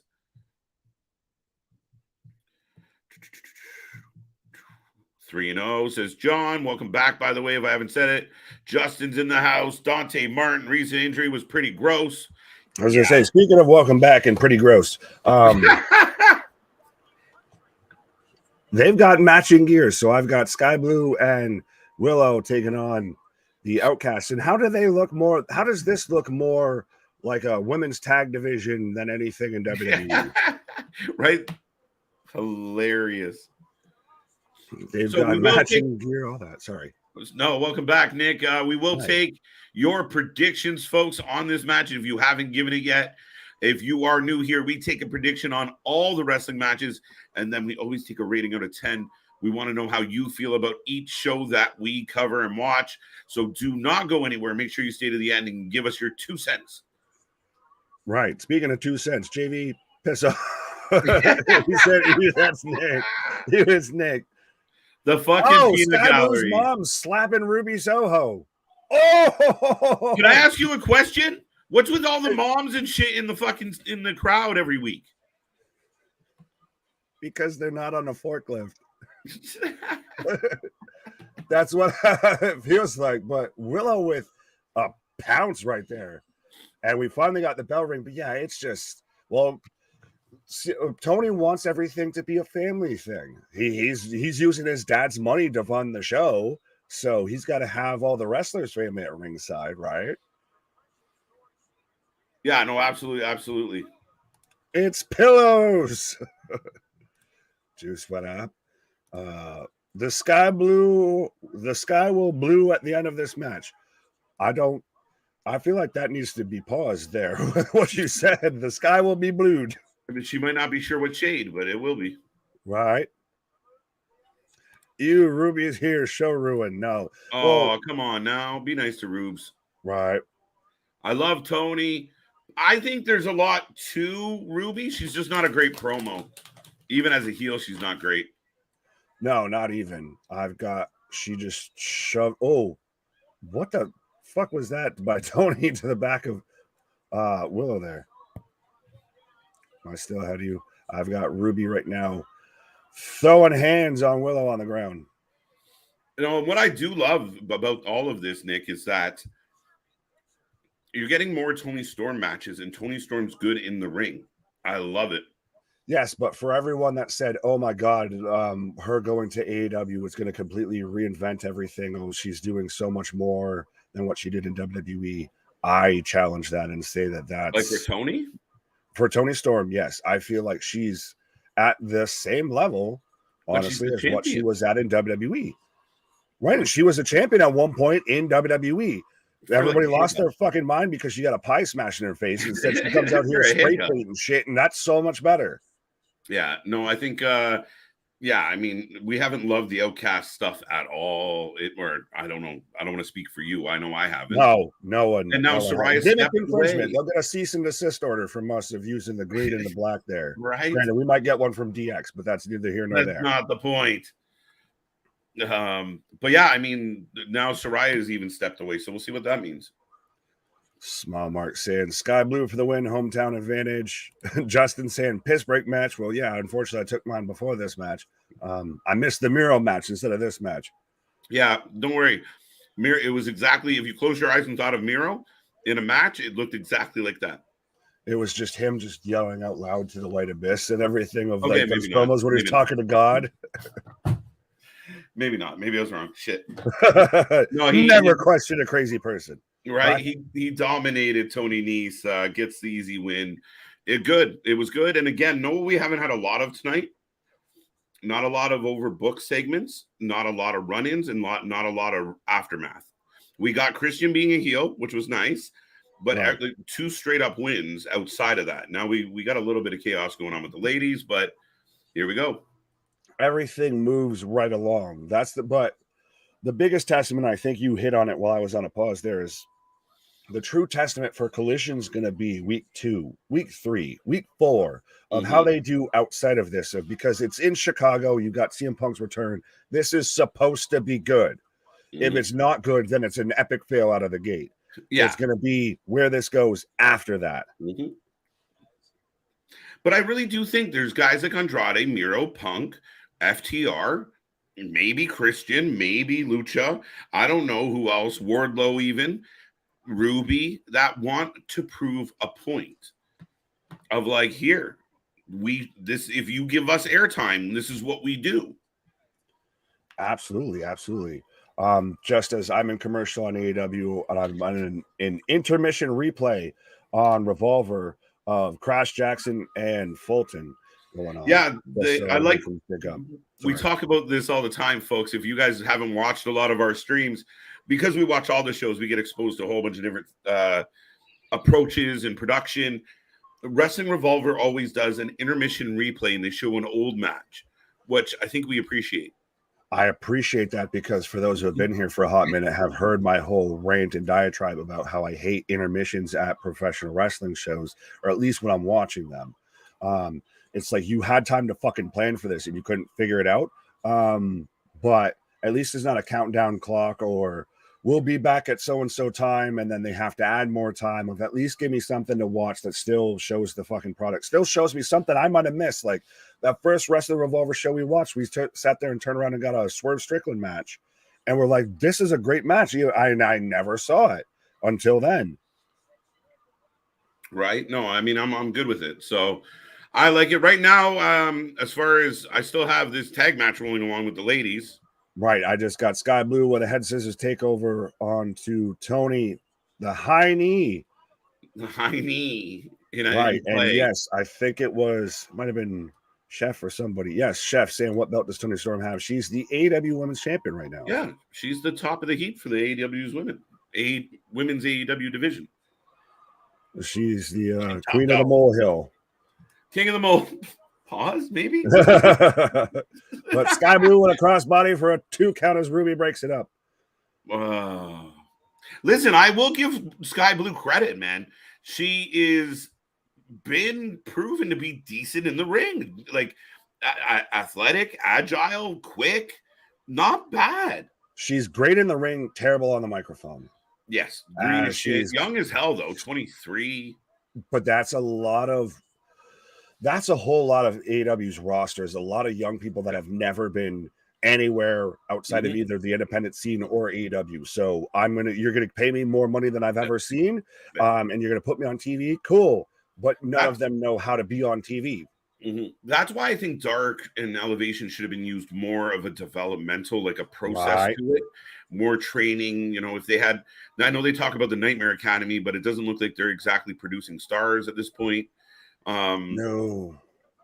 I mean, I think, Ring of Honor has the potential to be a good place where you let like talent like Sky Blue spend some time in Ring of Honor, develop, get some of the things she needs to get to complete her game, and then watch her, transition up.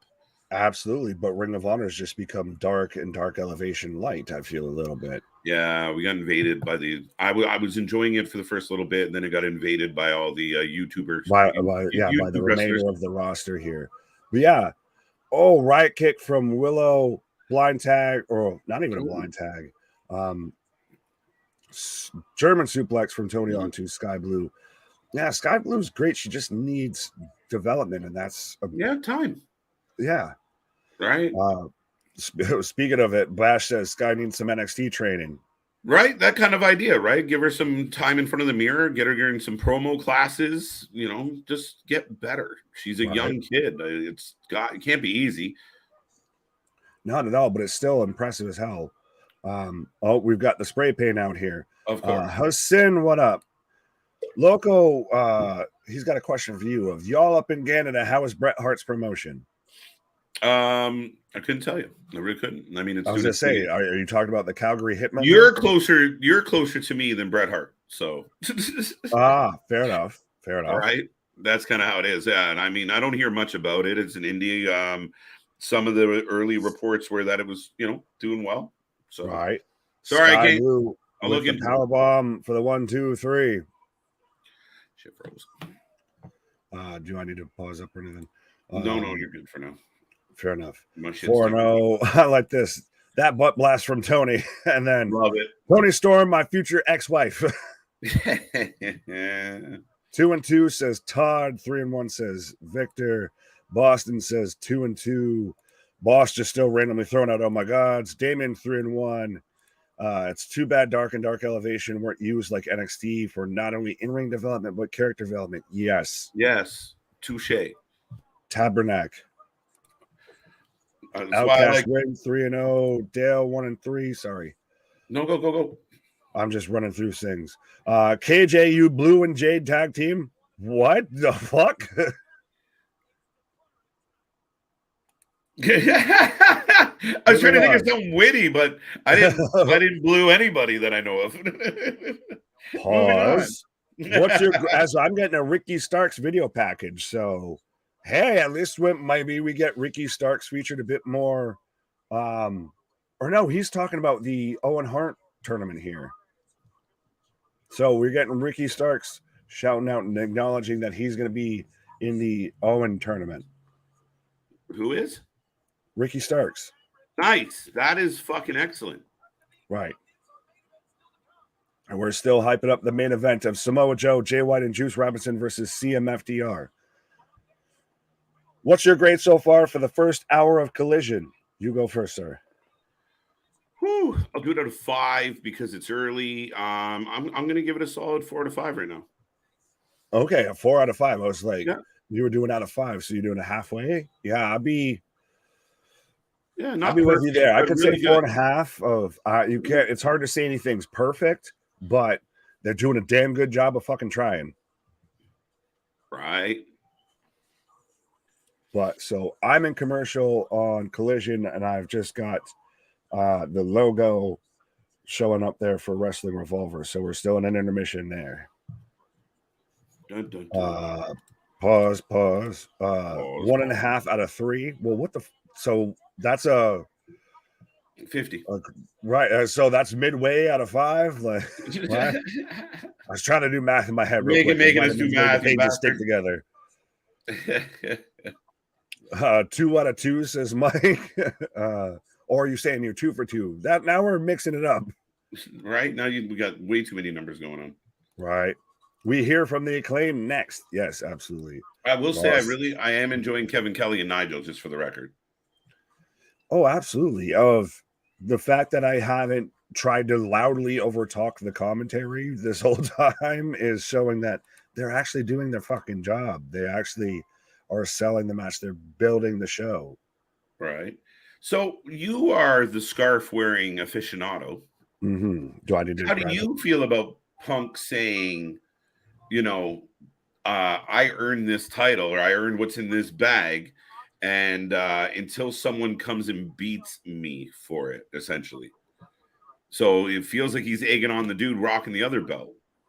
I mean, on one hand, I mean, if that's what we get, absolutely, I would love it. But still, at the same time, I'm a bit of the mindset of you can have that.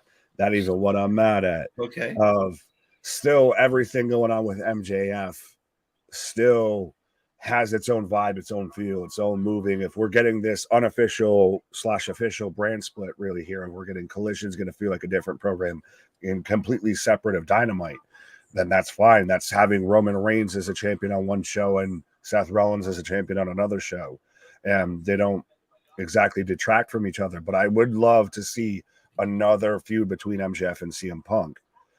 But oh, absolutely. That was one of the best CM Punk feuds. Granted, I feel it might have been a bit more of it's a better MJF feud than a better CM Punk feud, because that's when Punk was trying to be babyface and everything. And just true. Phil has a punchable face. He doesn't work as a babyface. I agree. Are you on commercial right now?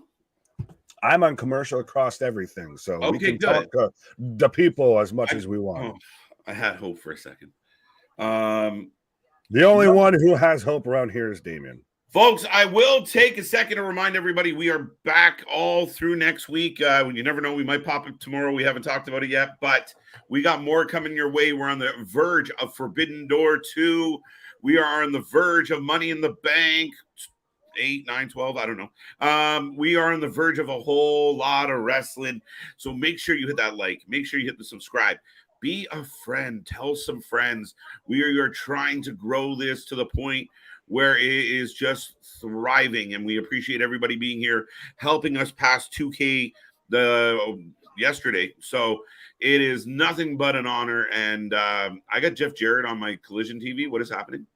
He's challenging Mark Briscoe to a match. Fuck off. And I literally took the words out of my mouth. Wasn't this man supposed to be working backstage? I think that's why WWE said, thanks, Jeff.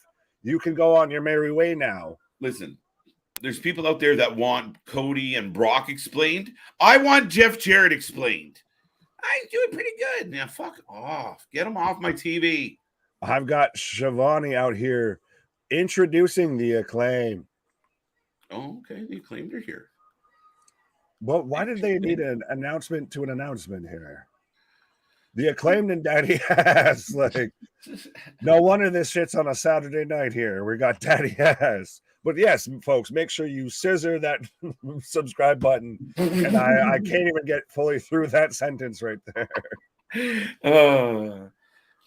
Yeah, scissor the subscribe button. At the end of the day, folks, 100%, we do nothing but appreciate everybody that stops in, everybody that we chat with, everybody that we met through all of this, 100%. And we want to just make this to where this is what we do. That all we do is we come and hang out with you guys. We bring you the best wrestling content on YouTube. So absolutely, be a friend, tell a friend, blow this motherfucker up sky high. Sky blue. Just doing nothing but sky blue.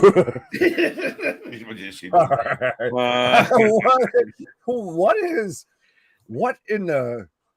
I guess pink is the new black instead of orange is the new black is fucking Billy Gunn wearing out here. Like he's just happy to be here, man. Man is dipped down from head to toe in pink. It takes man a brave like man. A fucking jacked up Pepto-Bismol bottle. Jacked up Pepto-Bismol.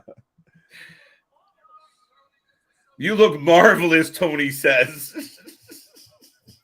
And he's talking about the outfit. This is my new scissor outfit. What do y'all think?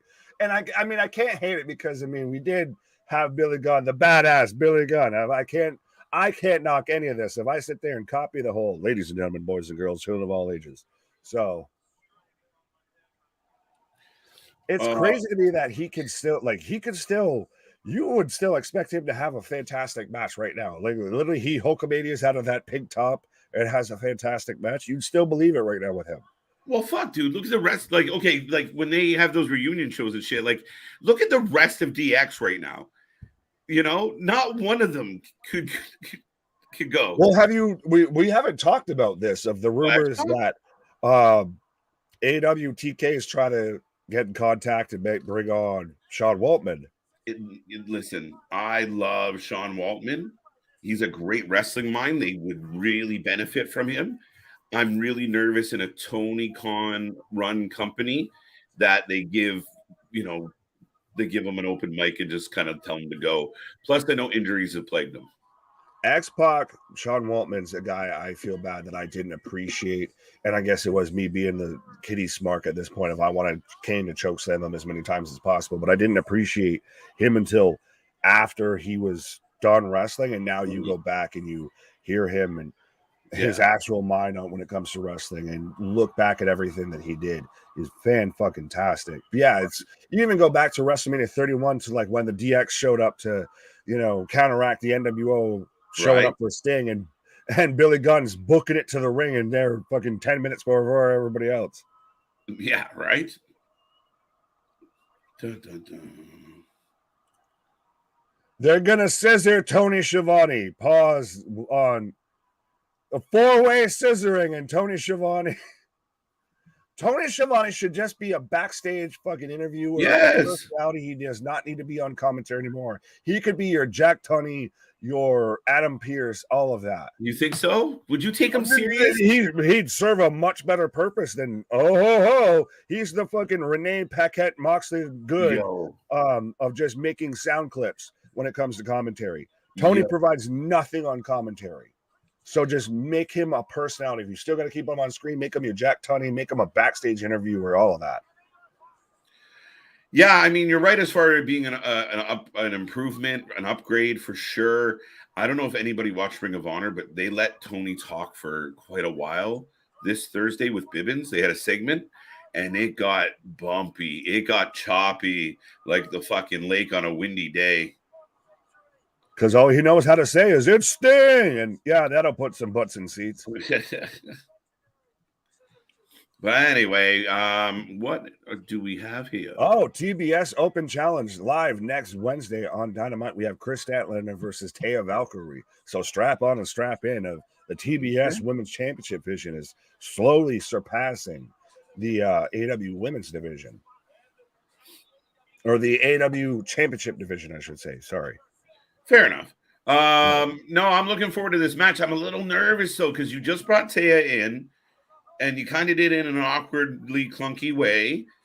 What happens when she loses to Statlander? Because my assumption is Stat's not giving up that belt anytime soon. Not at all. But speaking of awkward and clunky, by the way, we are also getting the Hardys versus the Guns. And speaking of things that shouldn't happen, we're getting Jeff Jarrett versus Mark Briscoe in a concession stand brawl, and we're getting a blind eliminator tournament for an AEW World Tag Team Championship. So we've had essentially the entire card for Dynamite this week advertised on Collision with a half hour left. A, aggressive. B, that's a fucking lot for one show. They're trying to stack up these Dynamites now because they're like, you know what? And again, they're going to try and sell it on the gimmicks, a concession stand. But Christmas every day, you start to hate fucking Christmas. I think Luna said that exact quote. Like, it's fucking tough. Yeah, I know. Point ahead, look hard. Right? Like, it's fucking crazy. Like, and again, now we're getting, wow, this is taking forever. I don't like this segment of the show. Well, like I said, this is where we need Excalibur of just like, no, just sounding like an auctioneer. And how do you feel that we're still getting it advertised? Up next, we're getting the main event of AEW Collision. But how do you still feel that it's advertised? We're getting MJF versus Tanahashi, and every time they go to MJF about it, he's like, nope. That's not happening. Like, no. It's really funny to me because now, well, it becomes like you'll be forced, contractually obligated to fight. Right. No, really interesting to me. But main event up next. Larry, yes, please. Also Christian. What? Yeah, Shivani is terrible. He adds nothing on commentary. If anything, he takes away from having an experience. That's 100%, folks. Why we exist is because of guys like Tony Schiavone, Excalibur, Kevin Patrick. 100%. We are your alternate commentary. We're the show that you can just mute the commentators. You can still watch all the wrestling. We just got you covered all the way through that. We're way more entertaining than half the shit that they fucking spew out there. It's like we say, the wrestling might suck. We never do, folks. We like bringing the heat every single night. And I take great pride in the fact that we cover more live wrestling than any other channel out there. When Collision ends, we don't go home. We're going to keep watching some wrestling with y'all. Absolutely. Well, there's times we show up and just talk wrestling, even though there's no wrestling going on. Right. We're just here. They just hit the on button, and we're just like, oh, okay. You're here again. Okay. Right. We just kind of, I'm planted here and KJ's planted there, and they just click the on button, and we just turn on. But I'm on commercial right now for Collision. I've got Wrestling Revolver. I am assuming right now what I have kicking off. I got Madman swinging away. Fulton. I right now have him. Yeah, now I just got him throwing heavy. Action Jackson there, Crash Jackson. Yeah. But looks like we're getting the golden ticket gauntlet match here. So we're all over the fucking place with this guy. Yeah. It was a little taste of irony while you were on your break. Some of the fans were joking about having like Lana come out, and you make the comment of like, oh man, have Aiden English come out and do like the Miro Day. And instead he showed up on Wrestling Revolver and did Madman Fulton's entrance. So, hey, still, I would absolutely love, and I know somebody, I think this was a while back, mentioned in our comments about trying to get him on for an interview and everything. If there's a person in professional wrestling that I'd like to talk to, he's one of them. It's so interesting. He's so underrated. Speaking of good commentators, Matthew Reinhold is a fantastic. He's good, yeah. Right. Mm-hmm. You're right. I mean, the Impact commentary team's pretty good. They keep it going. Again, storytelling. They're telling a story out there. I just think like Excalibur needs a little more understanding of what he's trying to accomplish out there. Right? Like, again, some people like him because it's literally like listening to a fan kind of mark out while watching the show with headphones on, which, I mean, is kind of what the job is to a point. But at the end of the day, you're supposed to be painting a picture. You're supposed to be telling a story. I know someone out there gave me shit because I complained about this right after a really good match the other day. But he was part of the problem. Well, and it's one of those, and I know we talk about where the alternative commentary and everything. If we could just have this up there, if we were actually doing the commentary without the whole worrying about copyrights and everything like that, you need to know when to shut the fuck up at times, honestly, at times when it comes to commentary. Well, that's the thing. Look at the super kick with Jey Uso. You don't hear Michael Cole, anything like that, until literally right afterwards, where Roman's still stumbling to his feet, all of that. They're walking off. You got to learn to let things breathe. Who is that? Is that Masha? No. Who is that? Give me a second. I can try and guess. Yeah, I gotta help you here. You're on your own. You know, I've the got the Gold Bullet Club coming out right now. So Bullet we've Club got, Gold. yeah, instead of the NWO Silver, the NWO Red and Black, Black and White, Right. all that. Yeah. Is it weird that the Ass Boys go, just kind of show up on Dynamite and then kind of issue their own challenge to the Hardys, and maybe they're not with the Bullet Club? Like, it was really kind of odd. Well, that's the thing is everybody, like you did, you saw them show up and everybody jumped. No, it's double Dutch. If you need to build to this, you build it, you sow the seeds, you get there. I feel hopefully, Maybe. I don't think it's maybe, terrible. hopefully, Joe. Joe. Man, I want them to like. You might think I'm crazy, but I want them to hijack the Samoa Joe's WWE entrance music. Man, it fits so spot on. Dun. Right? Yeah, 100%. I still want to see Joe versus CM Punk at some point. Yeah, straight up. I know we're getting a tease of it here tonight, but still. Mm-hmm. I think this is why we're having this match, is because that's going to be the first feud we get. Joe. Draw. All right. 7-star FTR. That top guys coming out right now. Top guys in the house. And speaking of top guys, we are the top guys. Bye. Look, I love how they got like the belts on the screen, like up, like see where the belts are. Like they're not really doing the AR thing, but they're letting you know the champs are here. Does this still know just even the presentation and Oh yeah, the place is gonna come unglued, even though they already got to. Well, I'm saying even just if this wasn't in Chicago, if this wasn't Punk, just the fucking presentation's a bit more different. The presentation feels a bit bigger, feels a bit more. And it's again, you have to wait, and you have to wait a week or so to wait for this, the debut. It's the new show, all of that to wear off. But and they've all got the black and pink, by the way. Yeah, doing the Bret mark out. And that's funny because that's what we said his promo was like. Right. And it's clobbering time. Now. Right? I'm getting him checking his clock right now. Oh, okay. So can't stand juice. Is it the juice? I've got Jessica coming out Jessica right now. Havoc. Right. So let me know when you've got all. They cut back to the ring with all three of them there.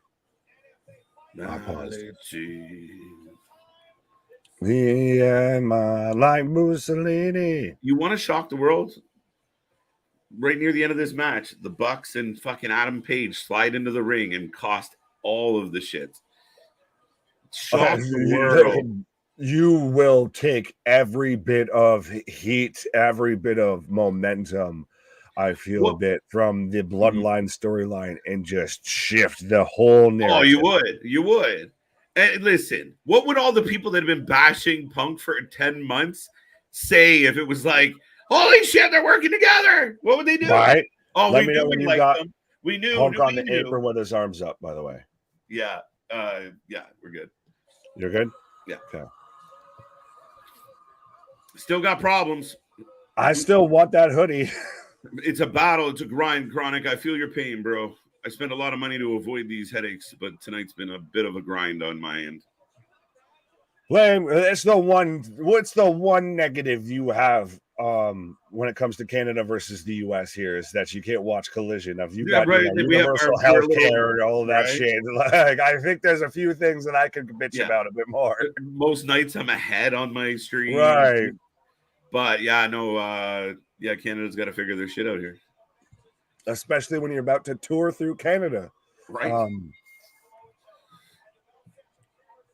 But that's even when he cut this promo earlier. I know we talked about it of CM Punk. He's in Chicago. It's Bret in Canada. This is CM Punk with this audience. He's going to get way more over than he is. Like, remember when they announced about how he was going to be on Collision, and it was a mixed response. You had some boos, you had some cheers, all of that.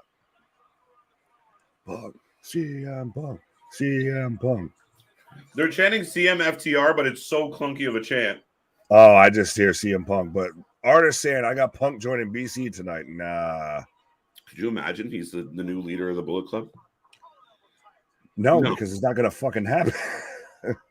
Right? Turns on FTR. No, I Then like again, watch, I'll be completely wrong. shit happens, man. Right. So we're kicking off with Dax and Jay White. So if you haven't given us your prediction, folks, if you haven't hit that like button, if you haven't hit that subscribe button, if you haven't rung the bell notifications, be a friend, tell a friend, do it right now. But let us know who you're taking to this match. I think we're all in agreement here of it's CMFTR. You hesitated. Are you disagreeing with me? Yeah, I'm gonna go against you. Oh, okay. You can have that. You listen. You want to send a message? You want to do something? Holy fuck! Have something happen here tonight that makes us say holy fuck. We got something last night that made us say holy fuck. Give us something here tonight that you're like, I did not see that coming. I can't wait till next week. I wish they would, and I hope you're right. I wish the But motherfucker with how would. clunky of a fucking debut this has been, outside of what we've seen on our television screen, I don't see it happening. Yeah. Yeah, the CMFTR chants are funny to me because it's very much like CMFTR. It's just clunky. Da, da, da, da, da, da, da, da. Oh. Oh, that's so funny. Oh, dude. Made me think of National Lampoons. Christmas Vacation. Play ball. Play ball. Oh, shit. But I've got, by the way, I've got Dan the Dad just throwing hands, I guess, on Wrestling Revolver if anyone's still paying attention. Yeah, but I've got Dax trying to line up a sharpshooter. Dun dun dun. They need to go figure things out for AEW airing in Canada. Justin Smith, I do believe next week it will be better. I think what my theory with Nick before the show was that Collision pops up and TSN, our coverage here, says, yeah, we'll carry it on Saturdays. However, we're already booked this Saturday. It looks like it might pan out, but if it's always an hour and a half late, but see, you would figure if TNT, if Warner Discovery was behind this deal and hey, we're adding this, they go to a company like TSN, especially they have a deal with, and I'm sorry, I don't give a fuck what you're fucking airing right now. You're airing this. I'll pay you whatever extra money you need to. That can fuck off for a hot minute. Instead, no, to me, this goes a bit into the theory that maybe this is more Tony fronted than this is Warner Discovery's venture. They could be saying either it's Tony just going on, Smarkety Island, or it's him, it's Warner Discovery saying, you need to make good on some of this shit now, Tony. Like, you've been promising a lot of this shit, and it hasn't delivered. Backslide for a 2 count. Yeah, no, good start to the match. I like Juice. Someone I think said, I don't know if we've got to it yet or not, but somebody said, I don't like Juice. I like Juice. Juice is different. I like juice. Apple juice, orange juice, cranberry juice. There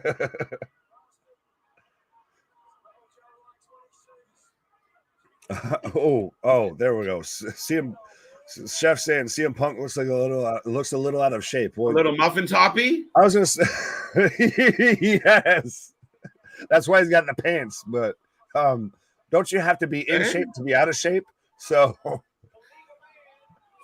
have you ever heard Joe Rogan's take on CM Punk fighting? Dude, go check. I haven't seen that in a hot minute. I feel like I want to. Like Joe Rogan doesn't do Phil any niceties, any niceties at all. Yeah. Blair Onyx is here. Oh, hi. Who? Phil's tagged in. We got Phil. He's taking a knee. Yeah. 1, 2. Oh, Joe. I love it. I've got Shark Boy. Oh, shit. Shark Boy, why? Showing up at Wrestling Revolver here. He's a mystery entrant, and listen to the CM Punk chants. Oh. See, Kevin Kelly killed me there. Why are they saying bad words? Because Joe on the tag in, and the crowd comes unglued for the idea of we're getting right now squared up in the ring is Samoa Joseph versus Chick Magnet Chicago Made Punk. okay, I already got them pinned in the corner. Well, piss off you. I don't know how the fuck I got that happened. Yeah, thanks for that.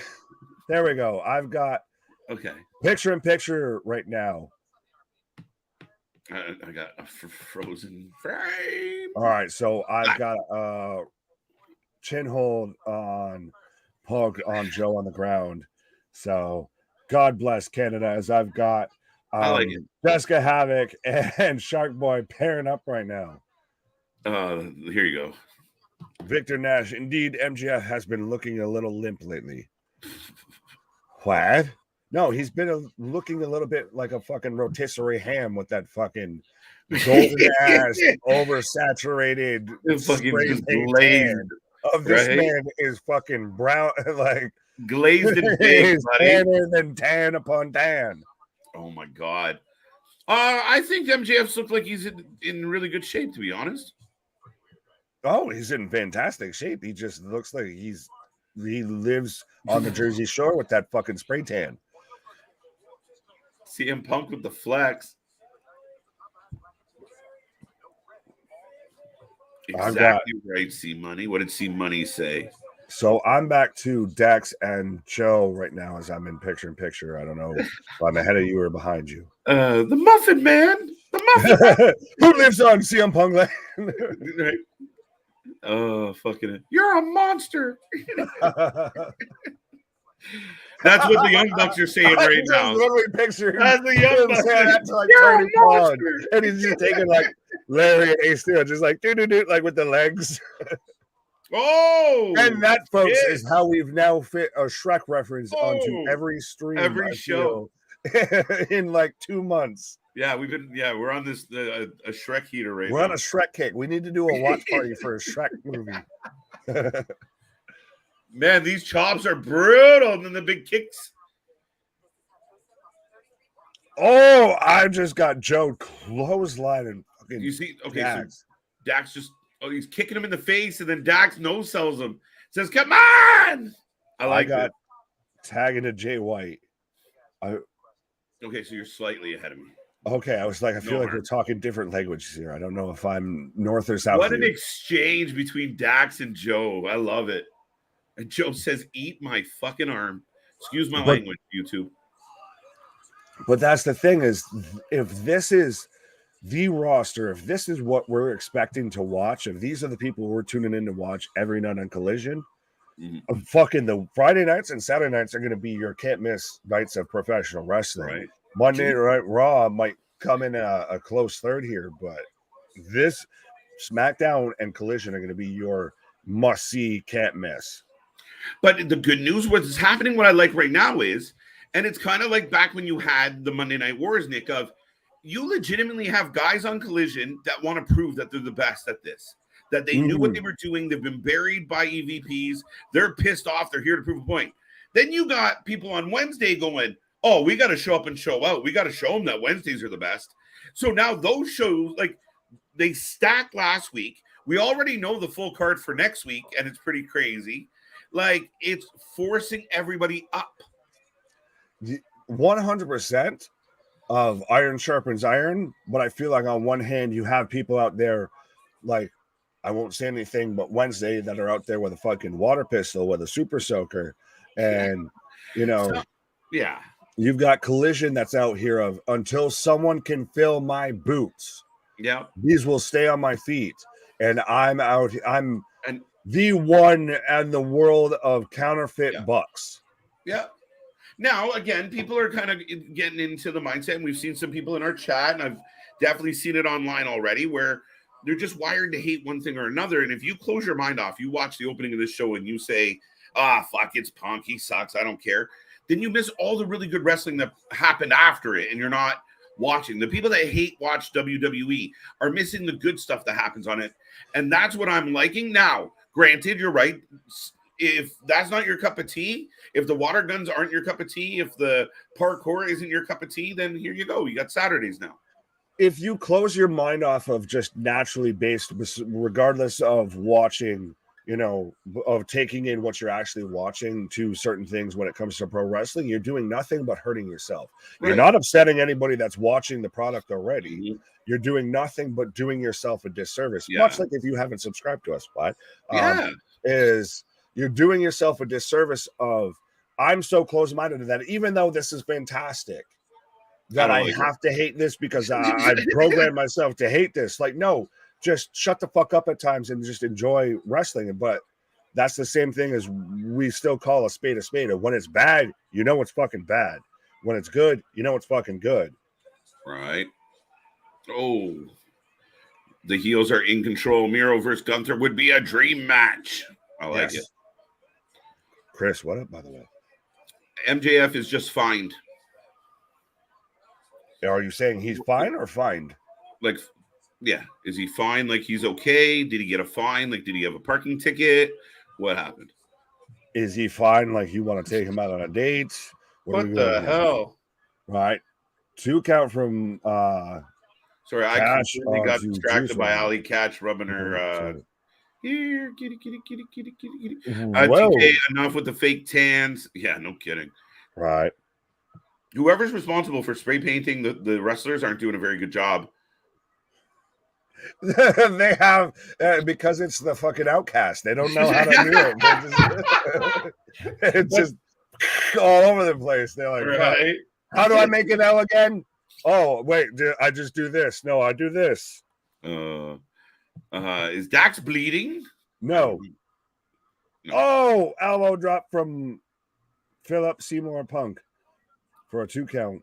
And he's got to be either out of shape, gassed, something like I'm not trying to discredit the man, but he's had no run in this match. It's tag in for a move and then tag back out. Smart.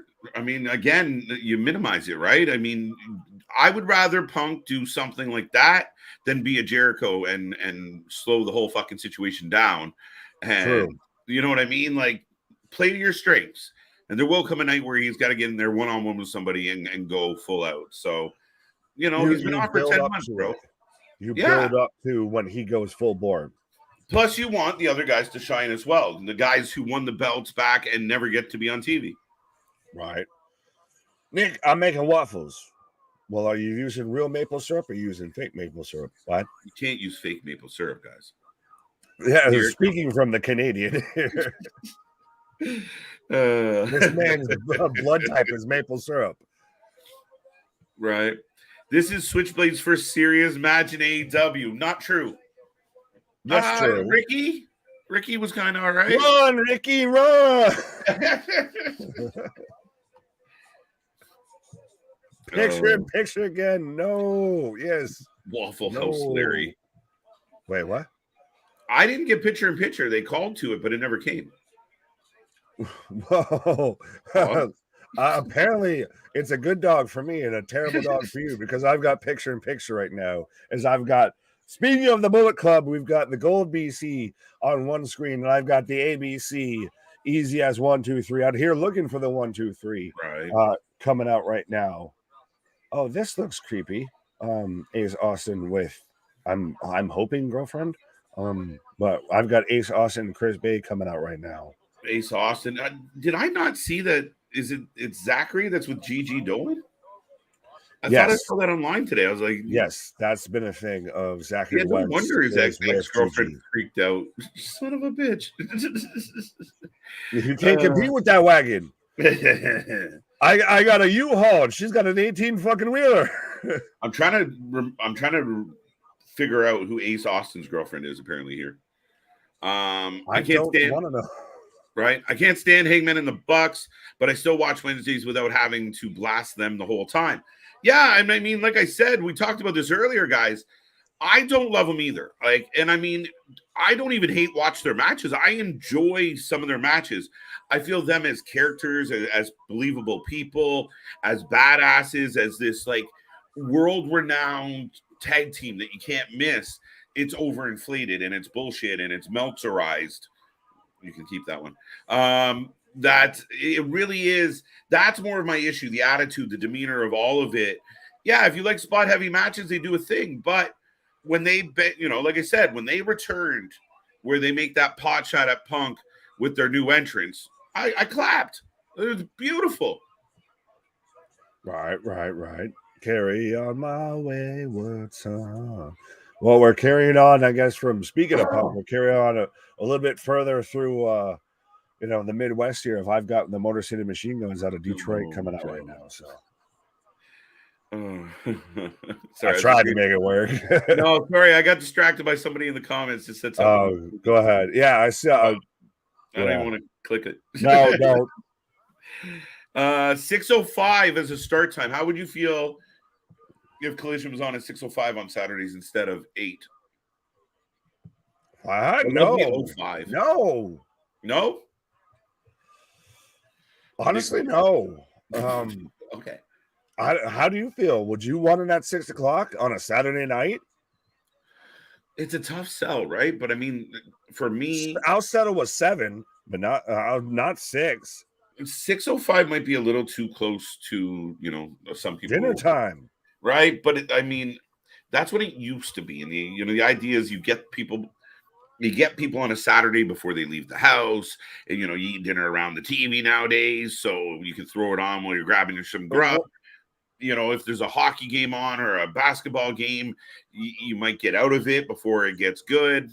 It wouldn't be bad because they wouldn't be competing really with more of like WWE's premium live event pre-shows and everything.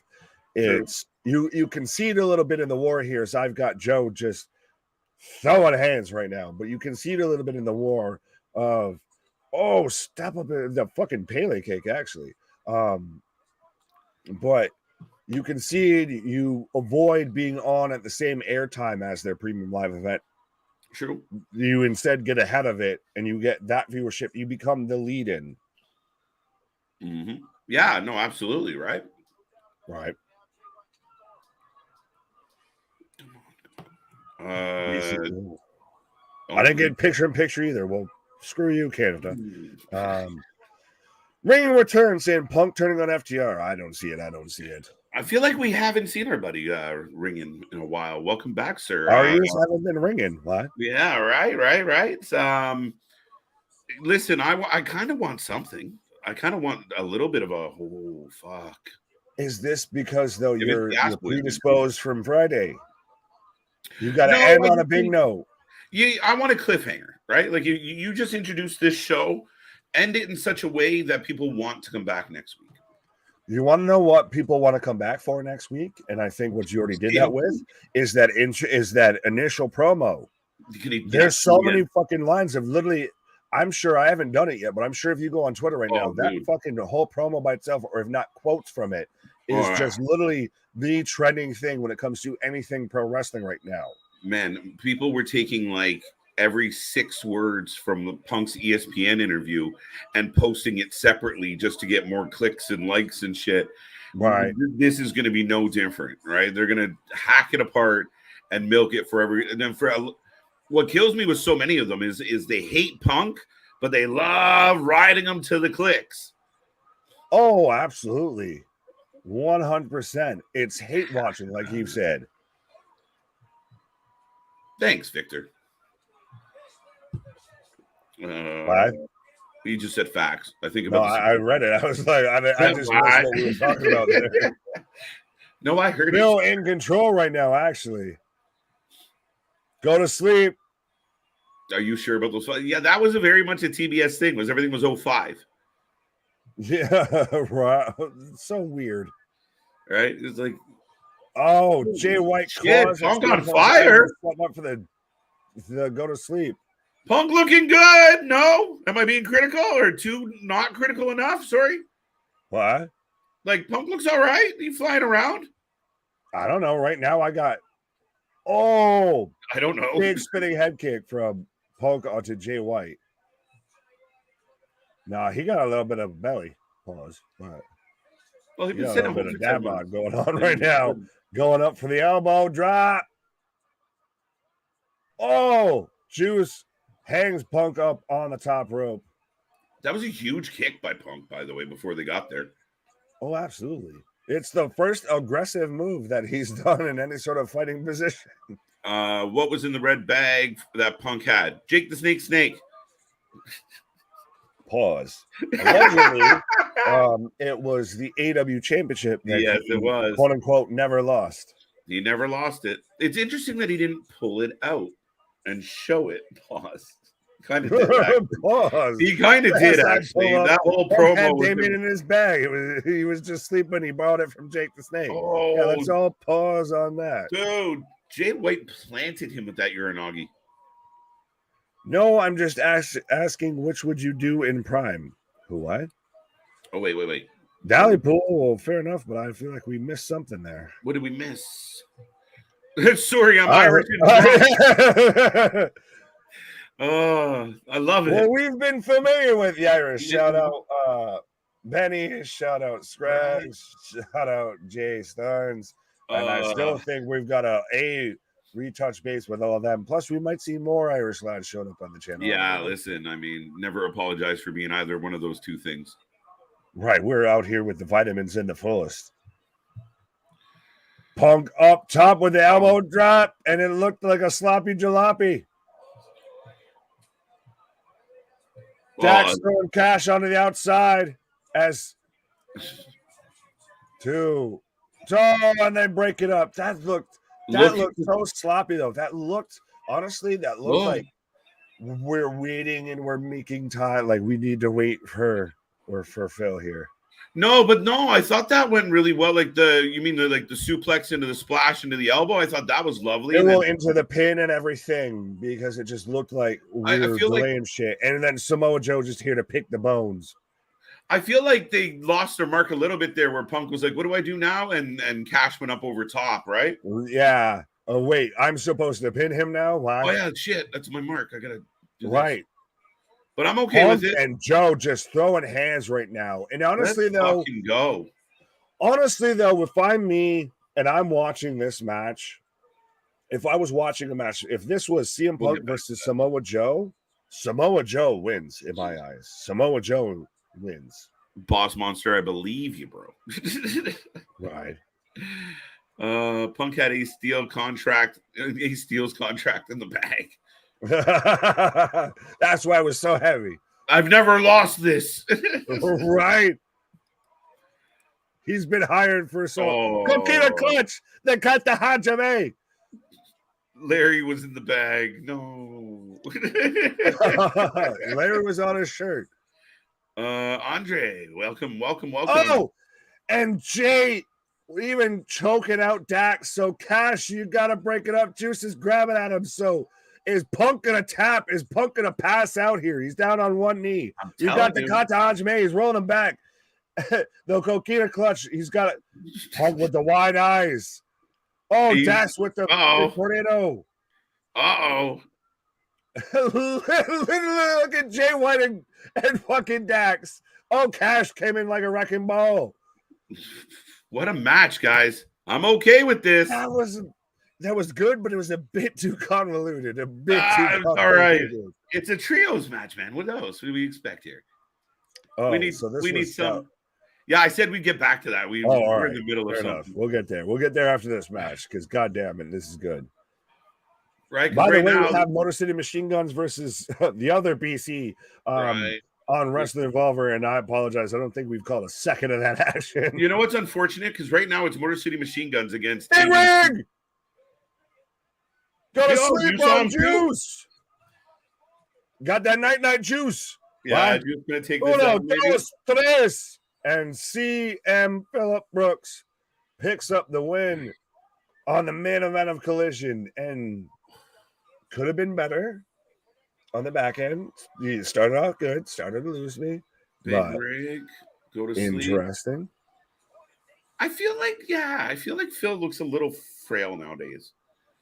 He's a little rotund in the midsection there, and I'm not talking about Bray. Hilarious. He's got a little pouch there. Juice is about to eat it, and eat it he did. Eat it. Right. Eat it. Any surprises left, or are we just going to go off the air nice and clean? In and out. I don't know. Is the promo newsworthy enough? Yes. Okay. And you followed up with CM Punk picks up a win. Granted, I feel like this could be he's working himself back into being in the ring. You think people? I hope that I this feel is like him people are working back into the ring versus this is the Punk we get now. Because if this is the Punk we get now, well, he's old. He's good on the mic, not great in the ring. Right? We end Collision with an advertisement for Dynamite in the bottom left. Of course we do. Of course we do. Fuck off. Honestly. I was also 2 and 3, Dale. Don't feel bad. It's okay. Juice about to eat it. Got that one. We got ratings coming in. 4-0. Curtis on a roll tonight. Fair enough. Meltzer is typing up a storm right now, Ringing. He is pounding the keyboards. Can you believe he did this? And I heard from sources that he said that, and he kicked a small child on the way to the ring, and any bit of hindrance, anything here, right, Brian? Yeah, Dave. Whatever you say, Dave. Sorry. That was creepy. I get some. Yeah, no, I agree. Especially when we sit there. Well, they are, but we know that. But anyway, folks, if you are new here, or even if you're not, we do take a rating out of 10 on all the shows. Being that this one is winded down a little bit. Well, no, we still got to wind. We go from one BC to another BC. We've got the Motor City Machine Guns versus the ABC. Out here looking for the 1, 2, 3. 1, 2, 3. 8 out of 10. Good show. 8 says Alexis. 9 out of 10 says Victor. 7-0. Radnick goes. Was there even 7 matches? Yeah, I'm not sure. I feel like. Are you just saying I won promo segments now? I predict how that was going to. I predicted he was going to say that line. Richard Jr. says, "No, I predicted that." 5.6 out of 10, Richard. I'd love to know what stops you from giving it a higher mark. I'm curious. Great stream, gentlemen. Thank you, Mr. G. Right. 4-1. No surprise ending. Interesting. Yeah, you know what? One of the criticisms of TK's booking is hot-shotting. So this is just a solid show. I think it's good. And if you start hot-shotting this show, it becomes the norm and the expectation. I'm okay with let's go. We got you have to retrain your mind to shitty con booking. Yeah, a surprise. Not getting a surprise pop doesn't mean the show wasn't good. You know. Right.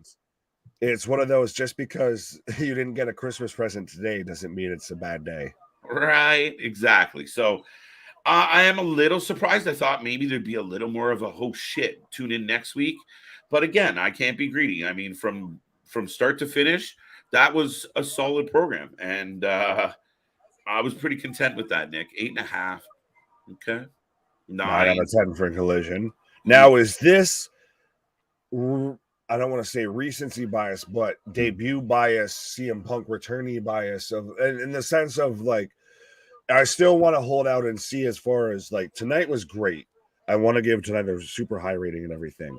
But as far as saying, and I know I talked about praising it a bit, but the sustainability of Collision comes in week 2, week 3, week 4. Yeah. Mm-hmm. And I think that's part of why you don't go crazy this first night. Like there wasn't a whole. I mean, let's keep in mind, we saw Punk for the first time in months. We saw, FTR, who we haven't seen a lot. We got Miro for the first time in months. Andrade. Buddy Matthews in a singles match. Like, so we did get a lot of, and we got a title change. So absolutely. Not a bad Every match. Was there a bad match, a bad moment tonight? No, I mean, I even thought the ladies did all right. Maybe not a barn burner, but I thought it was a good quality match. It was your break in between everything, because Andrade versus Buddy Matthews was fantastic. I was on a pause versus Miro and Tony Nese, which was a squash and a half. Mm-hmm. But then we turned around and we had Luchasaurus, new TNT champion. We had the opening CM Punk promo. We had CMFDR versus Samoa Joe and the BC, which was great, honestly. Mm-hmm. Yeah, you're not wrong at all. I mean, I really enjoyed tonight. We'll see where this goes. And again, now we set up. Maybe next week opens with Punk again. He's the biggest draw in your company, whether people like it or not. You open next week, and he goes to do a little speech, and before he gets through a similar promo where we can start getting sick of it, Samoa Joe walks out and says, "Hey, bud, I don't like this." Right? And then we're off to the races. Dally asking a interesting question here. Without Punk, what you giving him? I still think it was really solid. Like a lot of the things I just described outside of Punk, I thought made it a really entertaining 2 hours tonight. I really think it went fast. Like the fact that we've been here for 2.5 hours already, Nick, I'm feeling the energy was good. It was good, quick pace to the show. Yeah, without Punk, I still giving it a pretty good score. Like I'm still 7.5, 8 at least. Yeah, probably. Yeah, it was still a good night of professional wrestling, regardless. 9 out of 10, 11 out of 10. Well, I like this from Victor. I'll let you read that one. Wrasslin for life, 10 out of 10, always with a heart and body. I love it. Appreciate it. Victor, what? What? Why? What's wrong? I appreciated the heart. No, I was grabbing at my fucking heart. What I was out here, Elizabeth. Oh. Elizabeth, this is the big one. Catching me in the feels. You're sitting there acting like I insulted the man. No, you looked at me like anyway. All right, folks. All right, you know what? I thought he'd give me a funny look. Like, what are you doing that for? No, we appreciate the love, Victor, as an OG here. And we always say, be a Victor and get a t-shirt. Kind of works, right? 7 out of 10. I like it. 7.5 from Larry. Good show, guys. 9 out of 10. 8 out of 10 from Vance. Good morning. Good morning.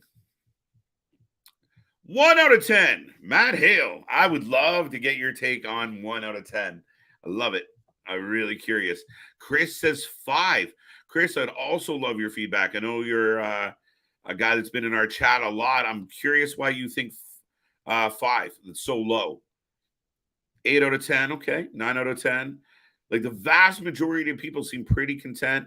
Thunder Rosa been doing Spanish commentary. Not sure if she's cleared for contact. Yeah, Mark, I think she's still struggling with her back. There was some talk about it. But again, I do think that, you know, when you're starting to build a new product, you don't want to give us everything all at once, right? You don't want to, as I like to say, blow your wad early. And that's kind of where we can space it out. But I don't think she can go yet. I'm changing to 8 out of 10. I can't remember what you used to have, Todd, but I will accept an 8 out of 10. That's kind of in the neighborhood of where I'm sitting on this show tonight. Maybe next week, Punk pulls out the belt and claims he's Collision champion. Victor, I like it. And I feel like there was parts of Punk's promo that if he was not in Chicago, might have worked as a heel, might have been a heelish, might have had a little more edge to it and rubbed the crowd a little wrong, opposed to kind of what we got here tonight, where Chicago was going to eat up whatever he did. Yeah, I mean, him introducing that belt, when people say, well, what are you going to do? Well, Tony said it's not going to be exclusive either way, left or right. As far as branding goes. So we will see. We will really see what happens as far as how that belt plays into this. You know, does Collision get its own champion? Who knows? Or does this ultimately just set up all in or all out? You get MJF and Punk. Because right now, MJF's title is now officially being disputed. I'm changing to 8 out of 10. Got that one. 9. Thunder Rosa got that one. You ought to make a t-shirt for your merch store that says, you can have that. I ain't even mad at. Ain't even what I'm mad at. I could do that, big dog. I could definitely do that. I haven't made anything in a while, actually. Right now, the Motor City Machine Guns are in the ring celebrating. All right. Do keep in mind, folks, we are just wrapping up on Collision. If you were just tuning in, we're taking ratings out of 10 on the show tonight, but we're not going anywhere. We're going to watch a little bit of Wrestling Revolver. got a couple more matches coming your way. So, like we say, we cover more wrestling than anybody else. There's more wrestling to be watched tonight. And right now I got Alex Shelley and Chris Sabin at the end of their match. I feel like they lost, though. I know I was talking to you guys, but I feel like they might have lost their match and they're not happy. Punk is beating MJF for the belt in the future. Bash. Interesting. How do you think MJF feels about that? Punk's gone for 10 months, comes back, just beats him. Interesting. I mean, MJF got the first one. Punk get one back. Can it build? To me, MJF and Punk is money. It's money to be printed if you do it right. I don't know. Next week, Punk will say, pardon me, while I whipped this out. Yeah, pretty much kind of what he did tonight, metaphorically. So you're making me laugh. But right now we got the main event in the world title match. Steve Macklin, your wrestling revolver champion, going up against Jake Priest. So by all means, you can give us a prediction on that match, and we'll continue to talk about AEW or WWE, whatever's on your wrestling mind, guys. We will sit around and chat for a little bit. I know Big Nick's taking a little pause, and when he gets back here, we'll keep the show rolling. I think you give CM Punk a week off and feature MJF next week. Feature your current champ and new face of AEW. Mark, I kind of like that to a degree. I think you could kind of get away with something like that depending on how you booked it, right? If MJF is the kind of the marquee name for next week, it's not terrible. It is not terrible. Again, I think patience and putting things together properly is going to be extremely important here. So, yeah. Now, the other side of that coin, though, you run into that problem, Mark, where what do you do when you're trying to sell tickets and ratings, and you're going to tell TNT or the people who bought tickets, not many though, for these Collision tapings, Punk's not coming tonight. It's interesting. It's a double-edged sword. That's a tough one. Punk had Eric Rowan's pet in his bag. The infamous pet of Eric Rowan.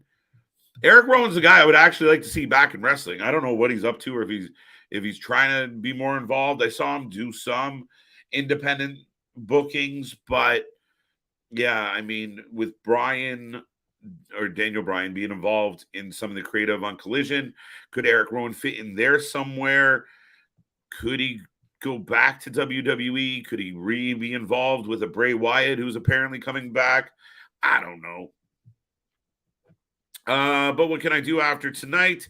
Bring New Japan guy in. Punk showing up. It was the whole boom. We'll see.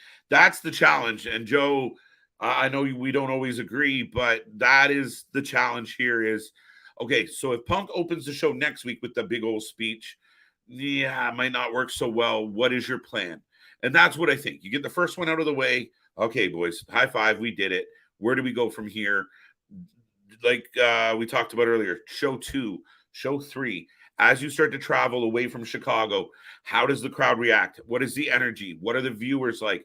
Do people continue to tune in on a Saturday night? Did you give them enough? We'll find out. We really will. UFC tonight, too, I believe. Yeah, I think there's a fight night tonight. By the way, KJ, you saying I'm the thirstiest dog in the yard. Larry was talking. Listen, this guy's throwing someone else under the bus. Oof. About future ex-wives here, dude. No, dude. You should know better, big dog. Larry, you're getting outed. Yeah, you're still the thirstiest dog in the yard, buddy. Missed opportunity for TK not signing MCMG when he had the chance. Hey, never say never. But right now they both have belts. They're both doing really well. With they're legends. They're, as far as Impact Wrestling goes, as far as what they've been able to carve out over 20 years in that company and around that company. Man, did they miss out? I don't know, because then what do they do? If they were exclusively AEW, would they be used right? The AEW tag team division kind of went to shit. Would they have single belts? Would they be TNT champions maybe? So I don't know exactly how we get there. I don't know if that's I think it might have actually worked out more advantageous for MCMG not to be there. What's on Wrestling Revolver right now, KJ and Nick? Damien, I got Steve Macklin. I got Jake Priest. One-on-one for the Revolver Championship. Of course, we just saw Macklin recently lose his belt to Alex Shelley, who's also on this card tonight. And I don't know. I haven't seen Moxley yet, so we'll wait and see what happens there. Maybe I missed him. I have no idea. It's been a crazy night. I wonder what Triple H has thought of Collision. I'm curious. I mean, you got to pay attention. I know at times people kind of give Triple H shit, calling it a pissant company and saying they don't really pay attention or don't really focus on it. But you always got to know what's going on across the street sometimes. And I'm sure he took notice. I think everyone's kind of curious. Shit, and you know how the WWE functions. Wait, maybe Saturdays work. Maybe we can get into Saturdays. I don't know. So everyone's going to be curious to pay attention to how this all plays out in the ratings, in the viewership, in the impressions. We'll see. I see TK having Punk doing this thing where he's the champion of Collision with the belt that he never lost. Same page. See that I kind of like, right? That slow burn to it. Let him wander around for a couple months. I'm the champ. Beat a few people along the way. And then one day, without notice, without expectation, where you kind of sit it in the back. And then all of a sudden MJF shows up. I kind of like that idea overall. And again, it gives a great reason to see these two guys fight. If you do it I don't think you'll do it at Wembley, but if you do it, you're going to need something for All Out right after All In. So, or is it vice versa? All Out. Yeah, All In, then All Out.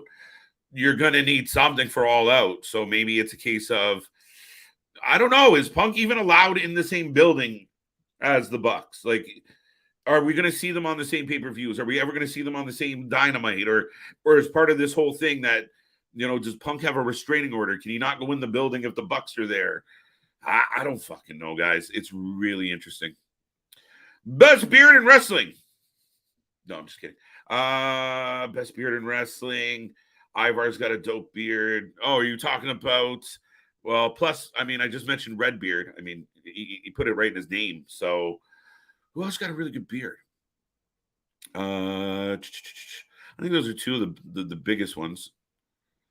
Anybody in the chat want to chime in on that? I like that one.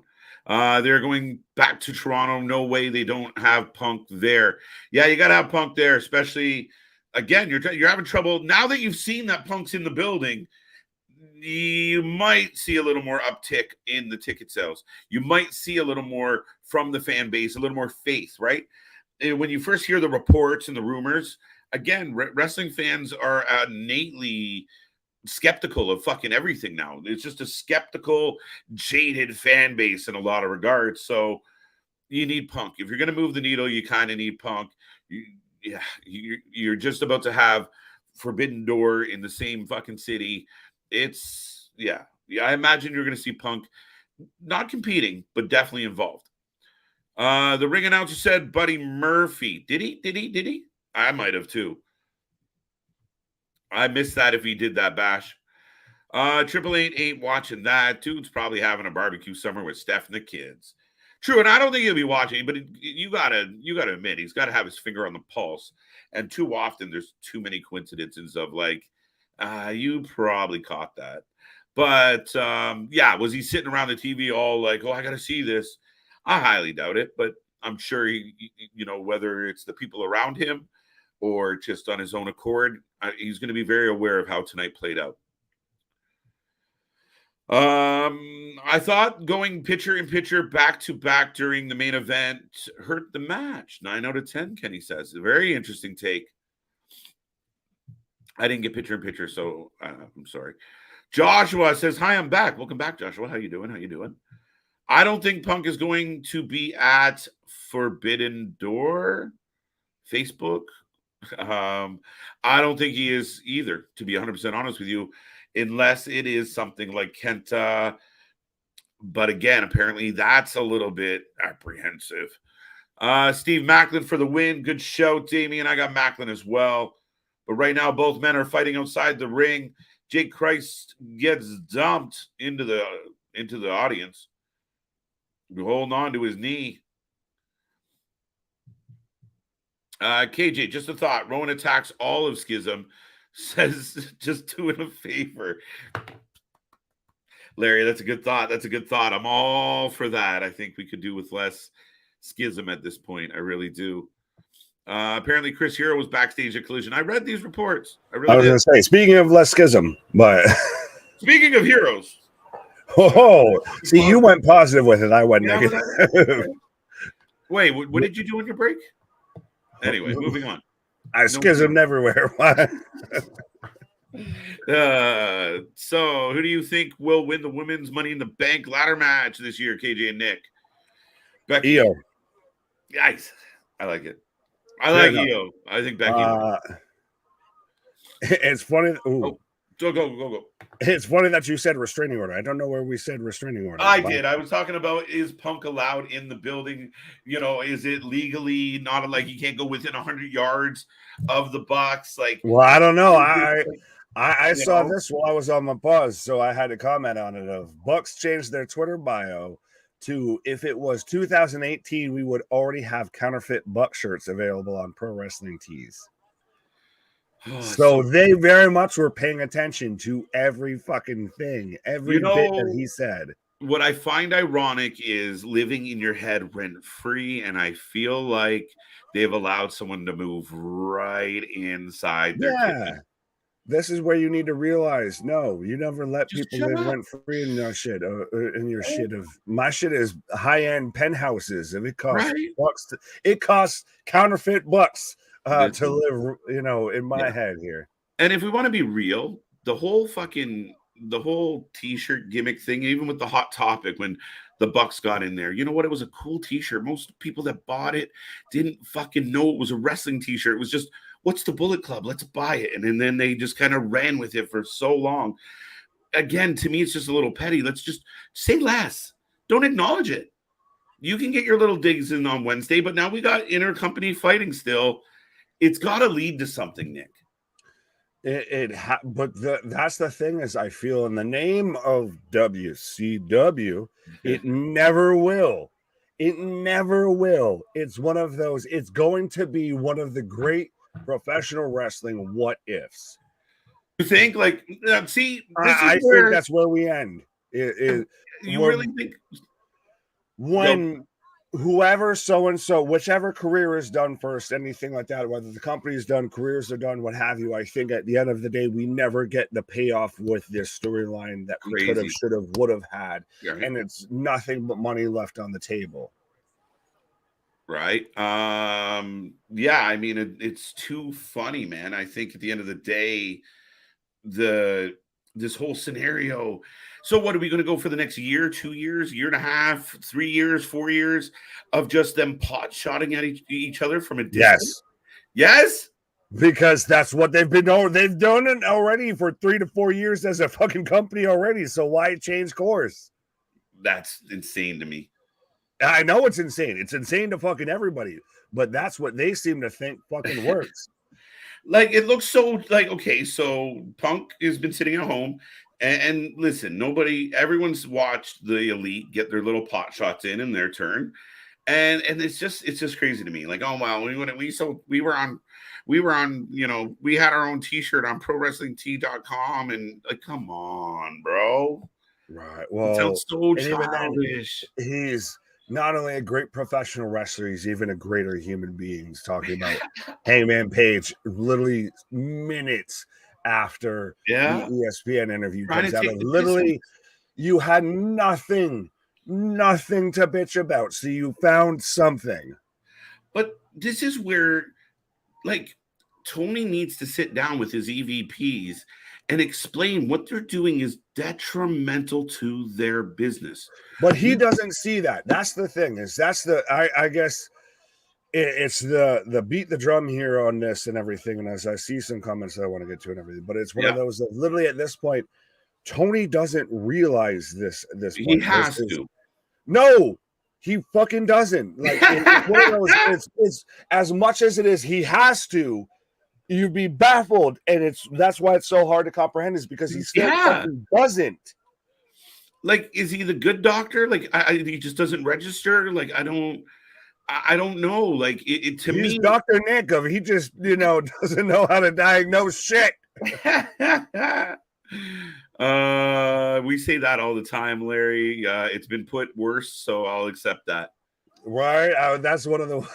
Yeah, I'm the yin to your yang. Right? He's definitely the yang. What's that supposed to mean? It just sounds. We have that. That ain't what I'm at. I gotta put that on a T-shirt, as Big Dog said. I do. Well, speaking of reports, Nick's back, Derp. Fuck Derp. Fuck. Check your comment. Check your comment. Check yourself before you wreck yourself. Research. How are you doing? Where should Rick, what up? Just barely laughing at me. KJ Watt. What's going on, Rick, Joe, RJ? Andre saying better leadership from TK. He doesn't know how to lead better, though.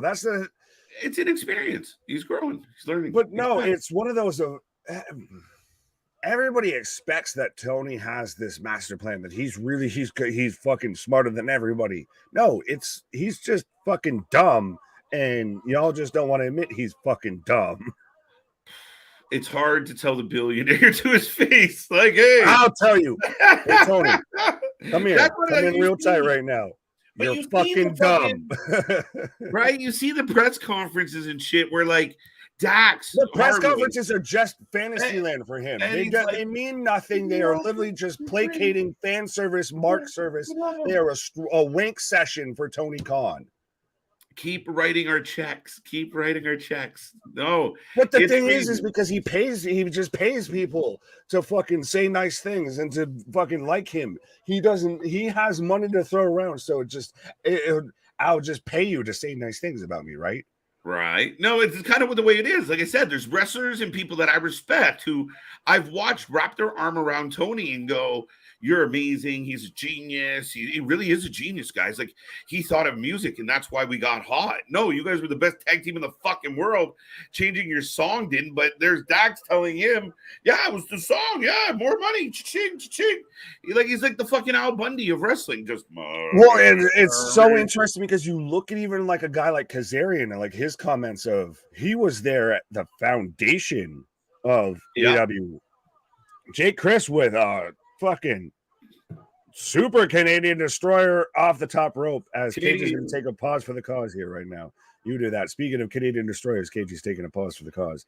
But so I've got Jake Chris right now with a 2 count on Macklin. But yeah, there's so much that it's you look at Kazarian's comments to where he was there at the foundation of it, and he's like, this was going in a way of what I was not a fan of pro wrestling, as kill shot from Macklin, backslide from Chris for a three count. Oh Christ, I feel like I owe some money to Big Rig right now because me and him were talking about this who was going to win. I took Macklin to win this, and he took Jake Chris, and he's in attendance there. I got to still try and find my guys here. But that's insane. And by the way, the audio on Wrestling Revolver's mics for the commentary team, they need to figure that out because they're sounding like they're talking from a walkie-talkie here. But so Jake Christ, not Jake Christ like KJ kept calling him, Jake Christ, out here celebrating with his wife and his daughter, is your new Wrestling Revolver World Heavyweight Champion as he wins on the backslide on Macklin, and Macklin instantly shows up and just takes the belt away. And are we going to get the passing of the torch if he's going to hand the belt to him and everything of, with everything inside of me, I hate you, but God damn it, I respect you.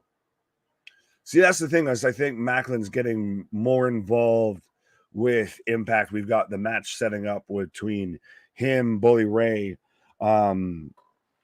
PCO, and Scott D'Amore.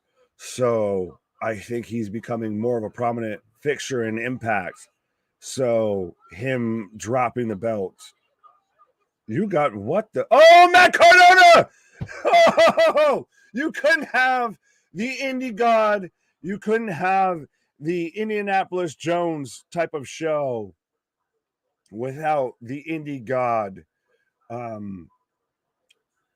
indie wrestling Jones showing up here right now. We had to hug it out between Macklin and Chris, but now we've got Cardona with a video package here calling out Jay Chris. So we're already setting up the next match, and I'm surprised Cardona wasn't on this card. If it's all Indianapolis Jones themed, Rick, but we didn't have him out here. He's got the Indiana Jones hat on.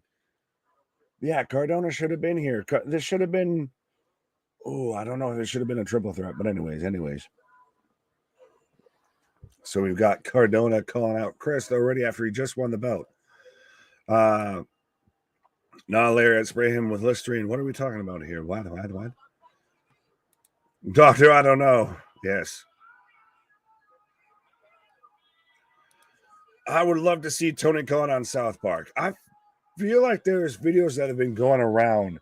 I know I saw one to where it was like a fan-made one of the all-out presser to where it's Tony Khan as like done up like a South Park character. He's like, I'm not going to stand for this shit. So I don't think we're too far away from that. TK also has 3 other businesses going on, so he's also passing the buck on certain things, right or wrong. You're right with that. But with that being said, that's the problem within itself of Tony Khan doesn't have any sort of a creative team, doesn't have anybody around him to help with anything. Of Tony Khan still wants to, I can book everything, I can do everything, I can take everything on him. Oh, shout out. Hey, I like that. So shout out homies DWO as Jake Chris just runs over and hugs both of them as we've got Rig, Mike, and T-shirt. Jake effing Christ, yeah. T-shirt guy, everything. So 100%, we got the DWO right there, and that's awesome to see. Literally, shout out to the homies, friends of the channel, 100% respect. Literally, they're getting the hugs from him as he hugs Sam McCallaghan and walks to the back. But so it looks like, I'm assuming maybe the main event right now of Wrestling Revolver. We've got the 8-man tag match. So they are saying it is the main event because they're like, it may be the main event, but it's going to get crazy. But we've got John Moxley and Second Gear Crew, aka One Called Manders, Mance Warner, and Matthew Justice versus the Rascals, Myron Reed, Trey Miguel, Zachary Wentz, and Ricky Shane Page. So we've got an 8-man tag match. And in right now, Wrestle Revolver. Joe Black out here live. Wrestle Park is a YouTube channel that does terrible impressions of wrestling news with South Park animation. I appreciate that. I feel like I need to watch that here in a second. We already touched on that. TK needs to, actually use the resources that he has available and actually try and, expand. Well, I shouldn't say expand, but get more of an actual creative team around him versus thinking he can do it all by himself, because Tony, it ain't working. But I've got the Rascals out here right now. Punk can go harder on the mic than the Bucks at Omega. Well, no shit. And the EVP can be petty in the back. If the back and forth leads nowhere to TV, I'm worried of where it will off. Loco, I feel like you halfway got there. And shout out to Second Gear Crew coming out right now to Pantera of what? I was gonna say, speaking of Pantera, I don't know how. Respect. Right. Speaking of respect. There we go. Why? But we're rolling along, folks. I'm happy to be back. I see some people still hanging out with us late in the Saturday Eve. So be a friend, tell a friend. Make sure you like, share, subscribe before you go home tonight, and be a part. We'll be back again. Click that little bell because you never know when we're going to pop up. We got more coming your way, and it's nothing but a good time here on the channel. Oh, absolutely. Joe Black said, I just subbed to it. I'm going to watch Netflix. Well, fucking watch us first, asshole. Sub to us. Tell everybody to sub to us before you go watch some other shit that you found out because of us. Shit. Dickhead. Team Moxley for the win. Team Moxley for the win. Tony Khan is naive. Simple. Yes, he is naive and simple. Well, I mean, when you're a fucking billionaire's kid, who do you trust? You don't grow up in normal reality. So how do you really get a handle on all this, right? Yeah, he's not living in reality. That's the best way to put that at this point, honestly. If he wakes up he's in a different realm that we've never been in. If no one knows beyond him what it's like to be the son of a billionaire. Right. Well, literally, you came out of the womb with more money than either of us will probably ever see. Yep. Yeah, and I mean, again, it just happens to if this guy wakes up in the middle of the night and wants pretty much anything, he can just pick up a phone and have it, at his house. I want a giraffe. Here it comes. Fuck, it doesn't matter. He's Zach Galifianakis for fucking The Hangover. Exactly. Shit. He shows up to the meetings. It's not a man purse. It's a satchel. It's a satchel. We're the lone wolves together. Chandler versus McGregor. Who you got? In my heart of hearts, despite allegations, despite broken legs, I still want McGregor. I will always cheer for McGregor. But yeah, so that's my take. Yeah, I have trouble betting against McGregor. Chandler's going to give him a battle, but I think McGregor's going to pop him. I think Chandler's going to come in hot and heavy and get lit up. Well, McGregor has more of the layoff. Chandler does have very much the strongest chance to win, but I still take McGregor. Yeah, he's that fucking puncher, man. He'll catch you and it's over. Paul Heyman tried to do everything in the original ECW and how that worked out. Sorry. TK has got to be careful or else he'll wind up going down the same path. All my just froze. Yeah, so did mine. I got a question mark. Yeah. Bray Wyatt. It's like that giant no that showed up in the middle of Dynamite here.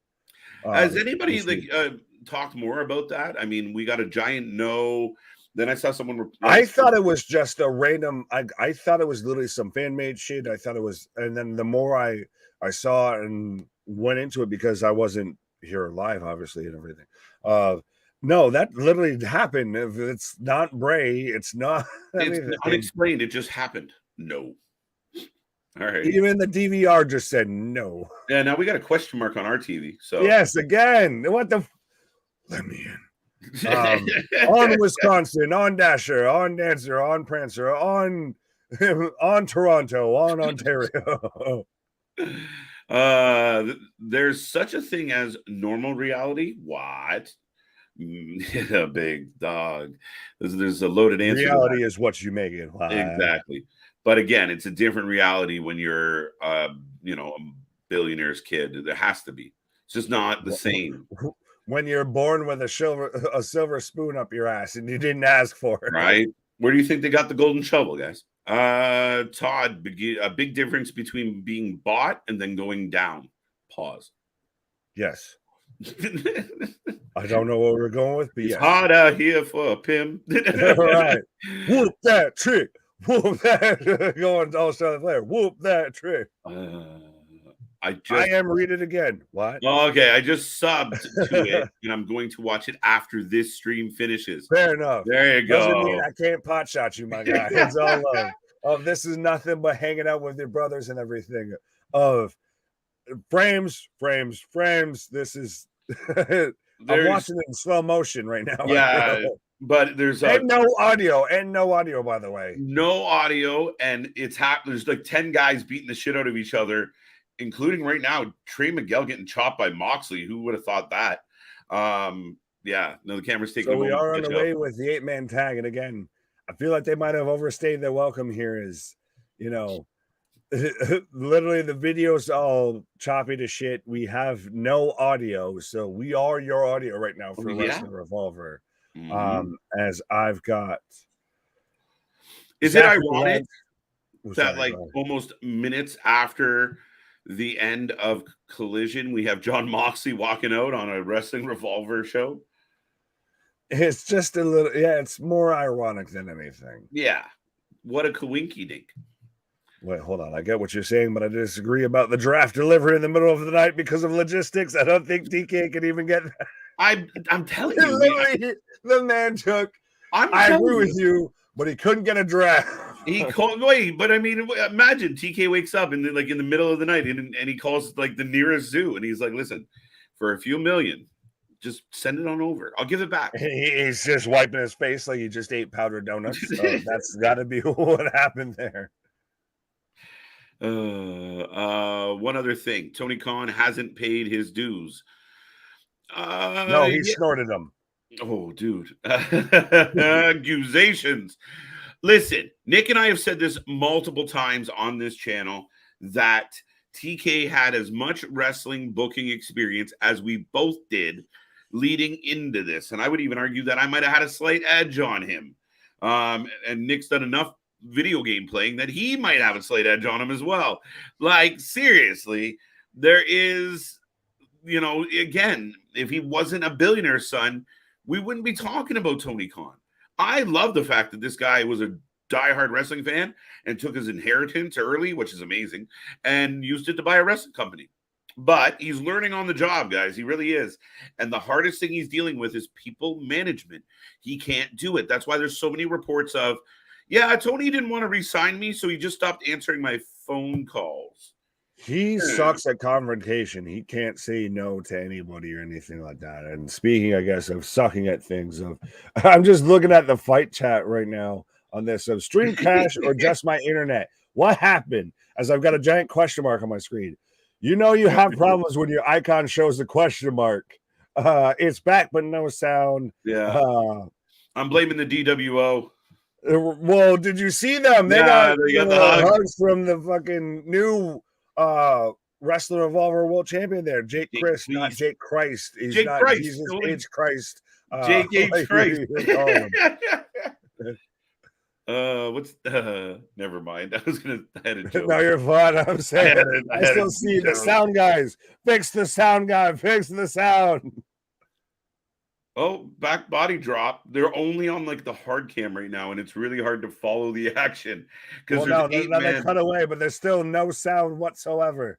That comment is true. Khan's trying to do too much, too soon, too fast, with limited ability, predicated mostly on selling the fans BS from the get-go and well-funded BS. Listen, I mean, honestly, there's no better way you could put AEW in a nutshell than that fucking comment right there, honestly. Yeah, and you think back when AEW first started and you got guys with no legs bouncing around and fucking, knock it off, running around, coming out all greased up, and Joey Janela and fucking, who was the other loser they got rid of? Havoc. Jimmy Havoc, yeah. They had a hodgepodge mess, but we ignored A because it was such a great alternative to WWE. It was something. And beyond that, I got a little bit of sound. It's coming in here. It's coming in spurts here. Hey, literally, real Sami Zayn. Shout out whoever you are in the fight chat. I appreciate you because literally someone I'm looking at it of Wrestling for Life. Just put it in the chat on fight. Really? On the fight chat. I'm gonna fucking screenshot it. Nice. I like it. Oh wait, because we're on the basketball net, bro. We're on the basketball net, bro. Fucking, I came in like a wrecking ball. Alley-oop? Off the bat. I've never seen that. You want to know why you've never seen that? Because most wrestling shows are in fucking arenas to where there's a fucking basketball hoop you can fucking jump off. Yeah, they do. They're usually up on the roof, though. Yeah, they're normally fucking swung up there. You just got a front flip by Zachary. A fucking swanton bomb by Zachary Wentz. Yeah. A fucking basketball hoop. A reverse MJ. Jesus Christ. Moxley cannot stay in a ring. Like the guy, like honestly, you need a lid on every fucking ring he's supposed to be in. Now they're throwing him all over the fucking merch stand. There. And so for Which actual people out there and everything like that, I did just put it in our Discord to where we were dropped in the fight chat of people letting them know this is where you need to go for your commentary with this shit. Let's fucking go. Funny as fuck. How you know when the streams is fucking them up. Yeah, no kidding. We got a burial of chairs right now. St. Floyd, it's my 42nd birthday today. It was fun hearing Tony Khan saying the date all month. There you go, buddy. Happy birthday. Happy birthday. Yeah, I hope it was a good one. Oh, Scott. Shout out to 100% happy birthday. But Scott, I appreciate the super chat. And yes, I love that. Yeah. Happy birthday, bro. Way! Well, and then the man went out here with the Rastafarian fucking me did chat. Rastafari, me did chat. Yeah. Blood clot boy, yeah. Yo, they just used a kid. I hope, is that one of the DWO kids? No. It's Nicholas.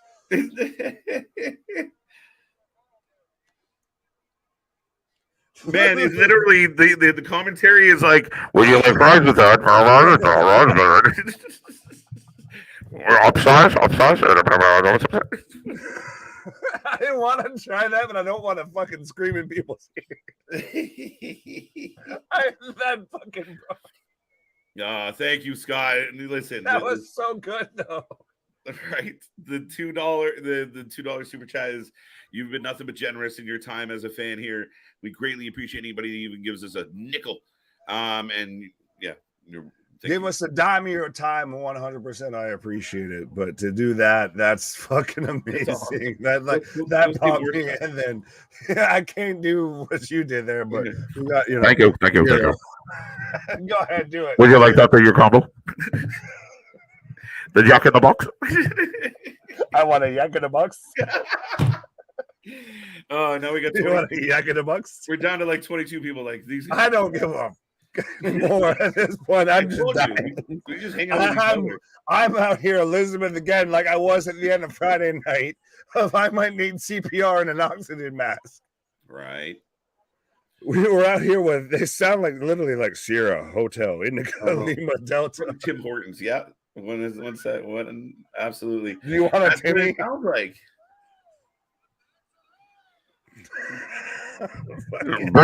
Big close on.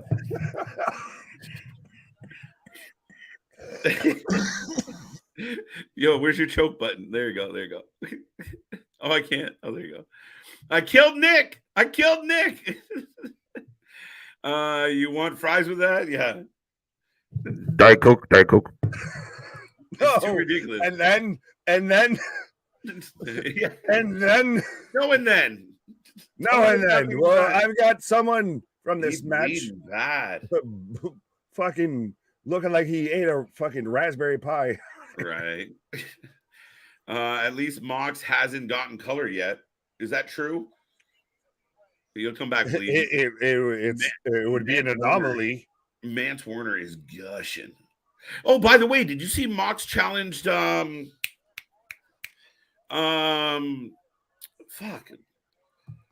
for Forbidden Door, I know who you're talking about. I can't think of the name. Oh, fuck, I'm so mad right now. Him and Homicide versus So who was it? Oh, Mance Warner out here fucking busted wide open too. Looks like we missed a fucking cherry pie eating contest out here with the way these guys are fucking gushing open. Really, right? New chat and stream. Look for it. I gotta bring up Wrestling for Life. Happy birthday, St. Floyd. So there we go. This man.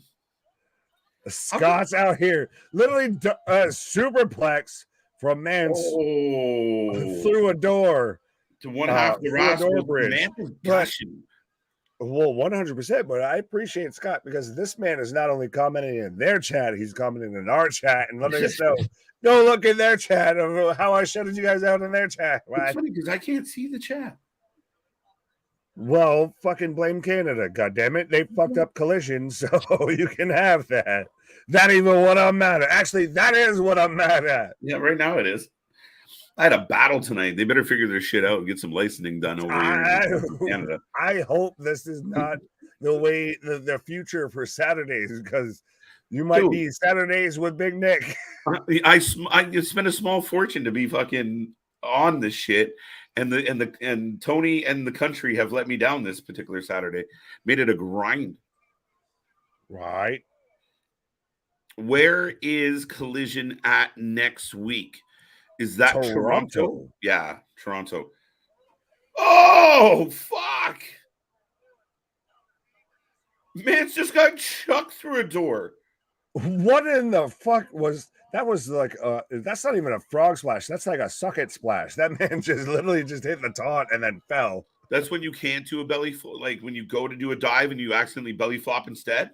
I was gonna say, is he taking on fucking Madman Pondo here of like Necro Butcher?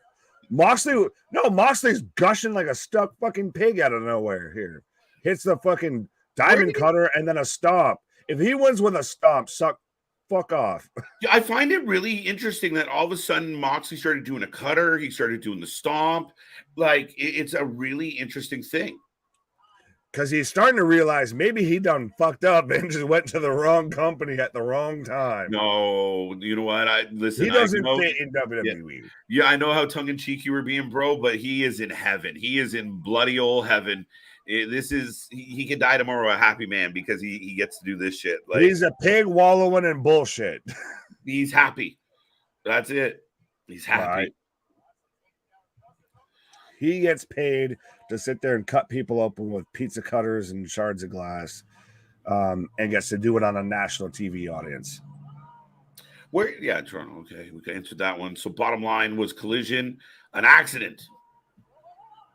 No, it seemed like if it was a fucking happy accident. Yeah, there you go. Fucking good. Manners with the fucking running power slam. Oh, duh. Two count. Was that buckle? Was the top turnbuckle unnecessary in that process? No, I don't always mind that because it's a nice little kind of bounce him. It's a little reset of. Oh, it's a little springboard. It's not terrible as a move. The Rascals kicking the shit out of Manders now. Oh, yeah, the double super kick. Is that a taunt to Roman there? Yeah, there you go. Of course. Yeah, I'm sure. Of course, we know Cell's already out there of Moxley takes double super kick from the Rascals. Right. You know, but the difference was to Roman Reigns. Nick, know what the big difference is, though? Roman sold the fucking kick. Moxley drills this man coming out here like he will not die. He is the Terminator. Yeah, do it. Listen to me. You will get bled by me. What? Yeah. I need to break this door. Yeah, do it.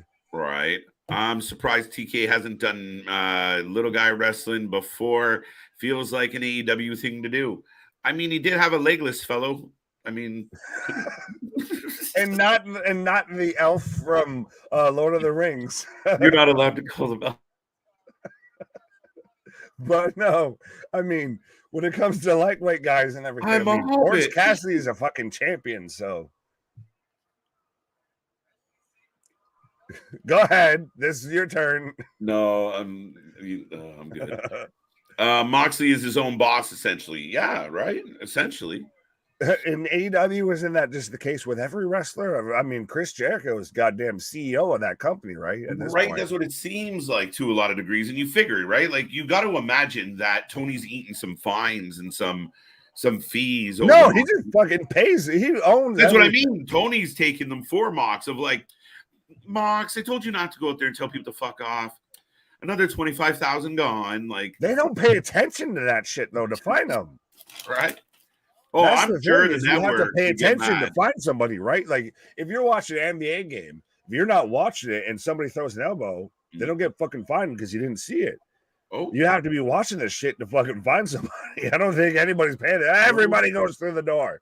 what is Literally this? everybody. Oh my god. Manders just put everyone. Was that? And he's now literally scoop slamming. What in the fuck? What in the name of John? Oh, Moxley? dude. They almost killed him. No, that's a fucking a way for Moxley, I feel, to get off right there. He's like, dude, I can't get off if you don't put me through a table here. No, I meant, sorry, my bad. Did you see Matt Porter was behind the door and just got out of the way? Oh, no, I didn't even see that. I saw after that, and then I saw to where Manders was putting Moxley through the other door, through the table, and dude moved just a second out of the way, and so he literally just ran his own partner through a door. Mm-hmm.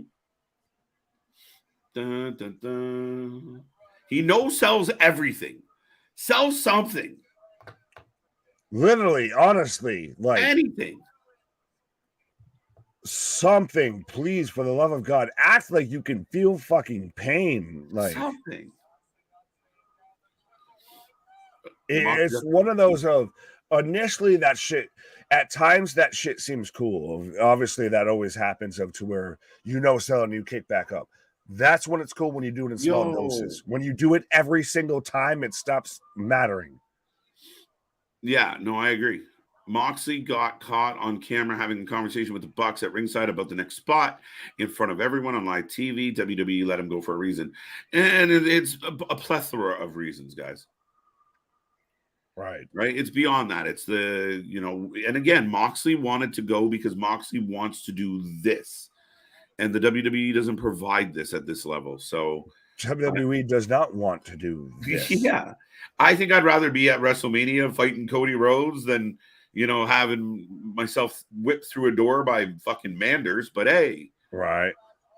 I still feel Team Joe should have won Start Punk Joe feud. You can still start it, but you're not having him lose in Chicago on his return. That's just, it's not happening. I agree, but Matthew Justice just sabooed. Oh, shit. Is he one half of Private Party there into with a chair, and then Death Rider through the door bridge? Uno, dos, tres, frames. You can tell when they go to certain cameras because certain cameras just they fuck up. Instantly. Yeah, just eating shit. And is it just me or is the ring slanted? Good God, look at fucking. Is the ring slanted or is it the camera? What is happening? Camera, because the camera sobriety's a bitch. But look at fucking Manners. Manners is literally fucking bleeding raspberries out here. Oh, he got it good. Oh, the answer is Moxley wins. Moxley wins. See, that's the thing. I don't know if I can keep doing that, or if I can do that because of the pop filter and everything. We got a 1, 2, 3. 1, 2, 3, 3, 3. Oh, I want to know it's number 7. Oh, 1, 2, 3. Would you like to upsize your Moxley for 50 cents? Would you like to super bleed that with Moxley? Yeah. Free cherry pies. I'm gonna fucking die before that in the stream. I don't care what anyone says. And Larry, just for the record, I did kind of agree with you. I picked Team Joe to win, so I was wrong. And I get both sides. The ring looks fucking bent. Am I crazy? No, it's just their shitty camera work. They're filming in a fishbowl, bro. No, because when they pan out, it looks fine. It's the internal, like the cameras that are right at ringside. Literally, it's like you're recording with a fucking a VHS, like a video cam, like all the camcorders that everybody had. Right? Whose BlackBerry are they using to film this shit? Somebody's just there with a fucking phone. I don't care what anyone says or how much of a saint for the business Jericho tries to paint himself as, but that dude politics backstage just as much as anyone he's pointed a finger at. Listen, this is what I'm going to say about Jericho.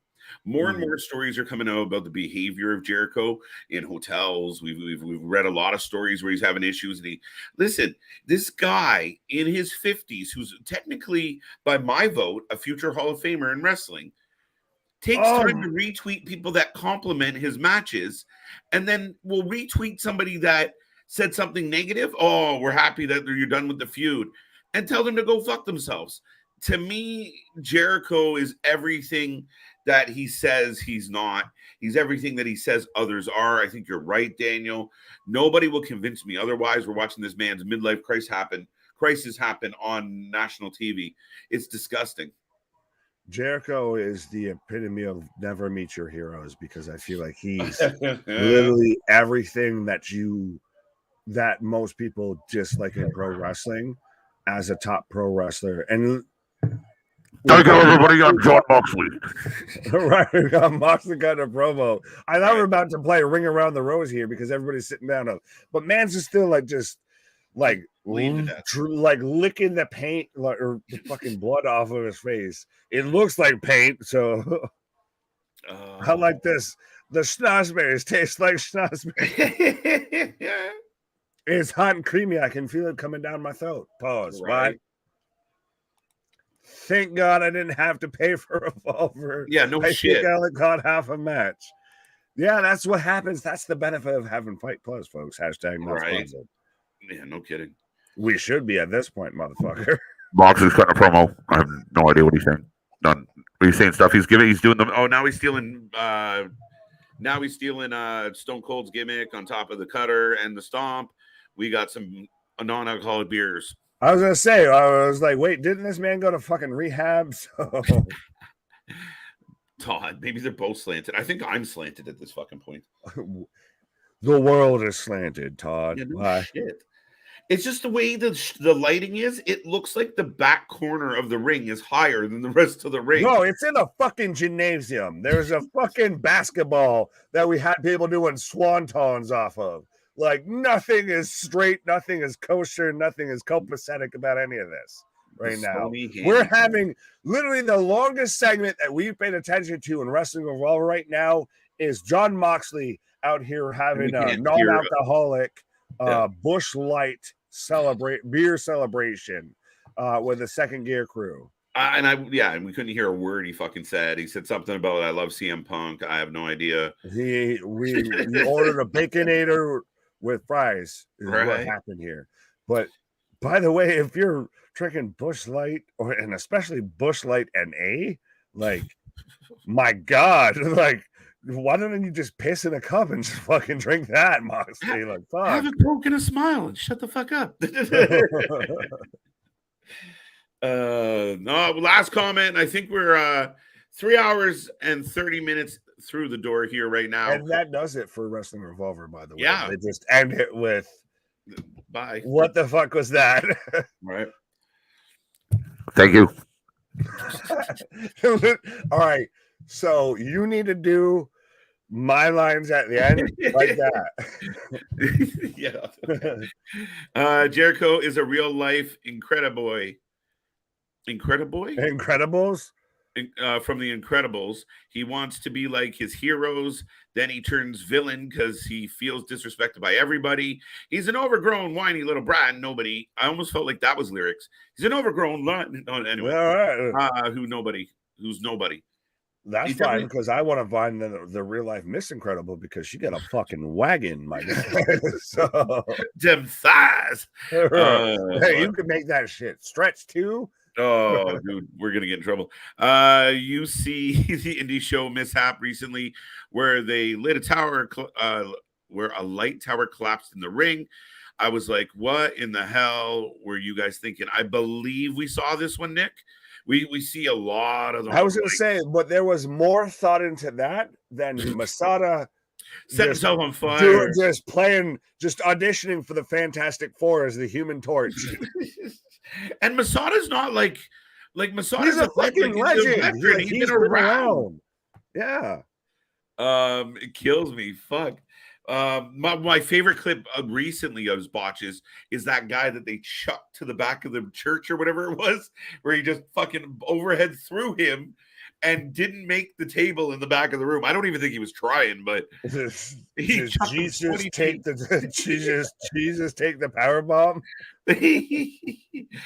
Oh, it's the indie show shit. Well, no, then you had the clip that I sent him amongst our group chat to where dude was in a mobility thing, and the one heel just took him out and just nope. Like, this is where we're at in wrestling. Those got to be some of the jankiest ring ropes I've seen. Zigzags for days. We're just happy they all stayed on this time. No, it's just we keep smoking them zigzags, so you can have that. That ain't even what I'm at. KJ sounds like an old school auctioneer. That's amazing. Nice to see. I'm not the only one who's thirsty. I think he's talking about Nick. As far as you're drinking, you were sipping. I was like, my man, like, it's funny now. You have to defend not being thirsty. You fucking thirsty, my guy. Yeah, right. I'm sorry. You can have that. Not even what I'm mad at. But if you have to defend the shit, that means you got that shit. Big Dog got caught with his tongue wagging out of his head, and then now every time someone says your name is Big Dog, and you're supposed to be upset about being the thirstiest dog in the yard, motherfucker. He just wants someone to be thirsty with him. Come on, don't leave me alone. He just wants someone to play with him, someone to scratch him behind the ears. Right? Nobody said you were alone, bro. Someone play fetch with him. Someone throw him the ball.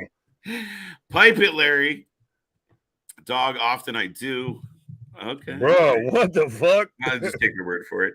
Right. I don't need to know your pipe game. Pause. That's such a like. There's such a thing as a good NA beer. Yeah, right. I'm Canadian. Sorry. Water. Beer.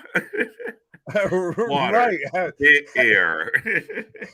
Honestly, has anyone had a non-alcoholic beer?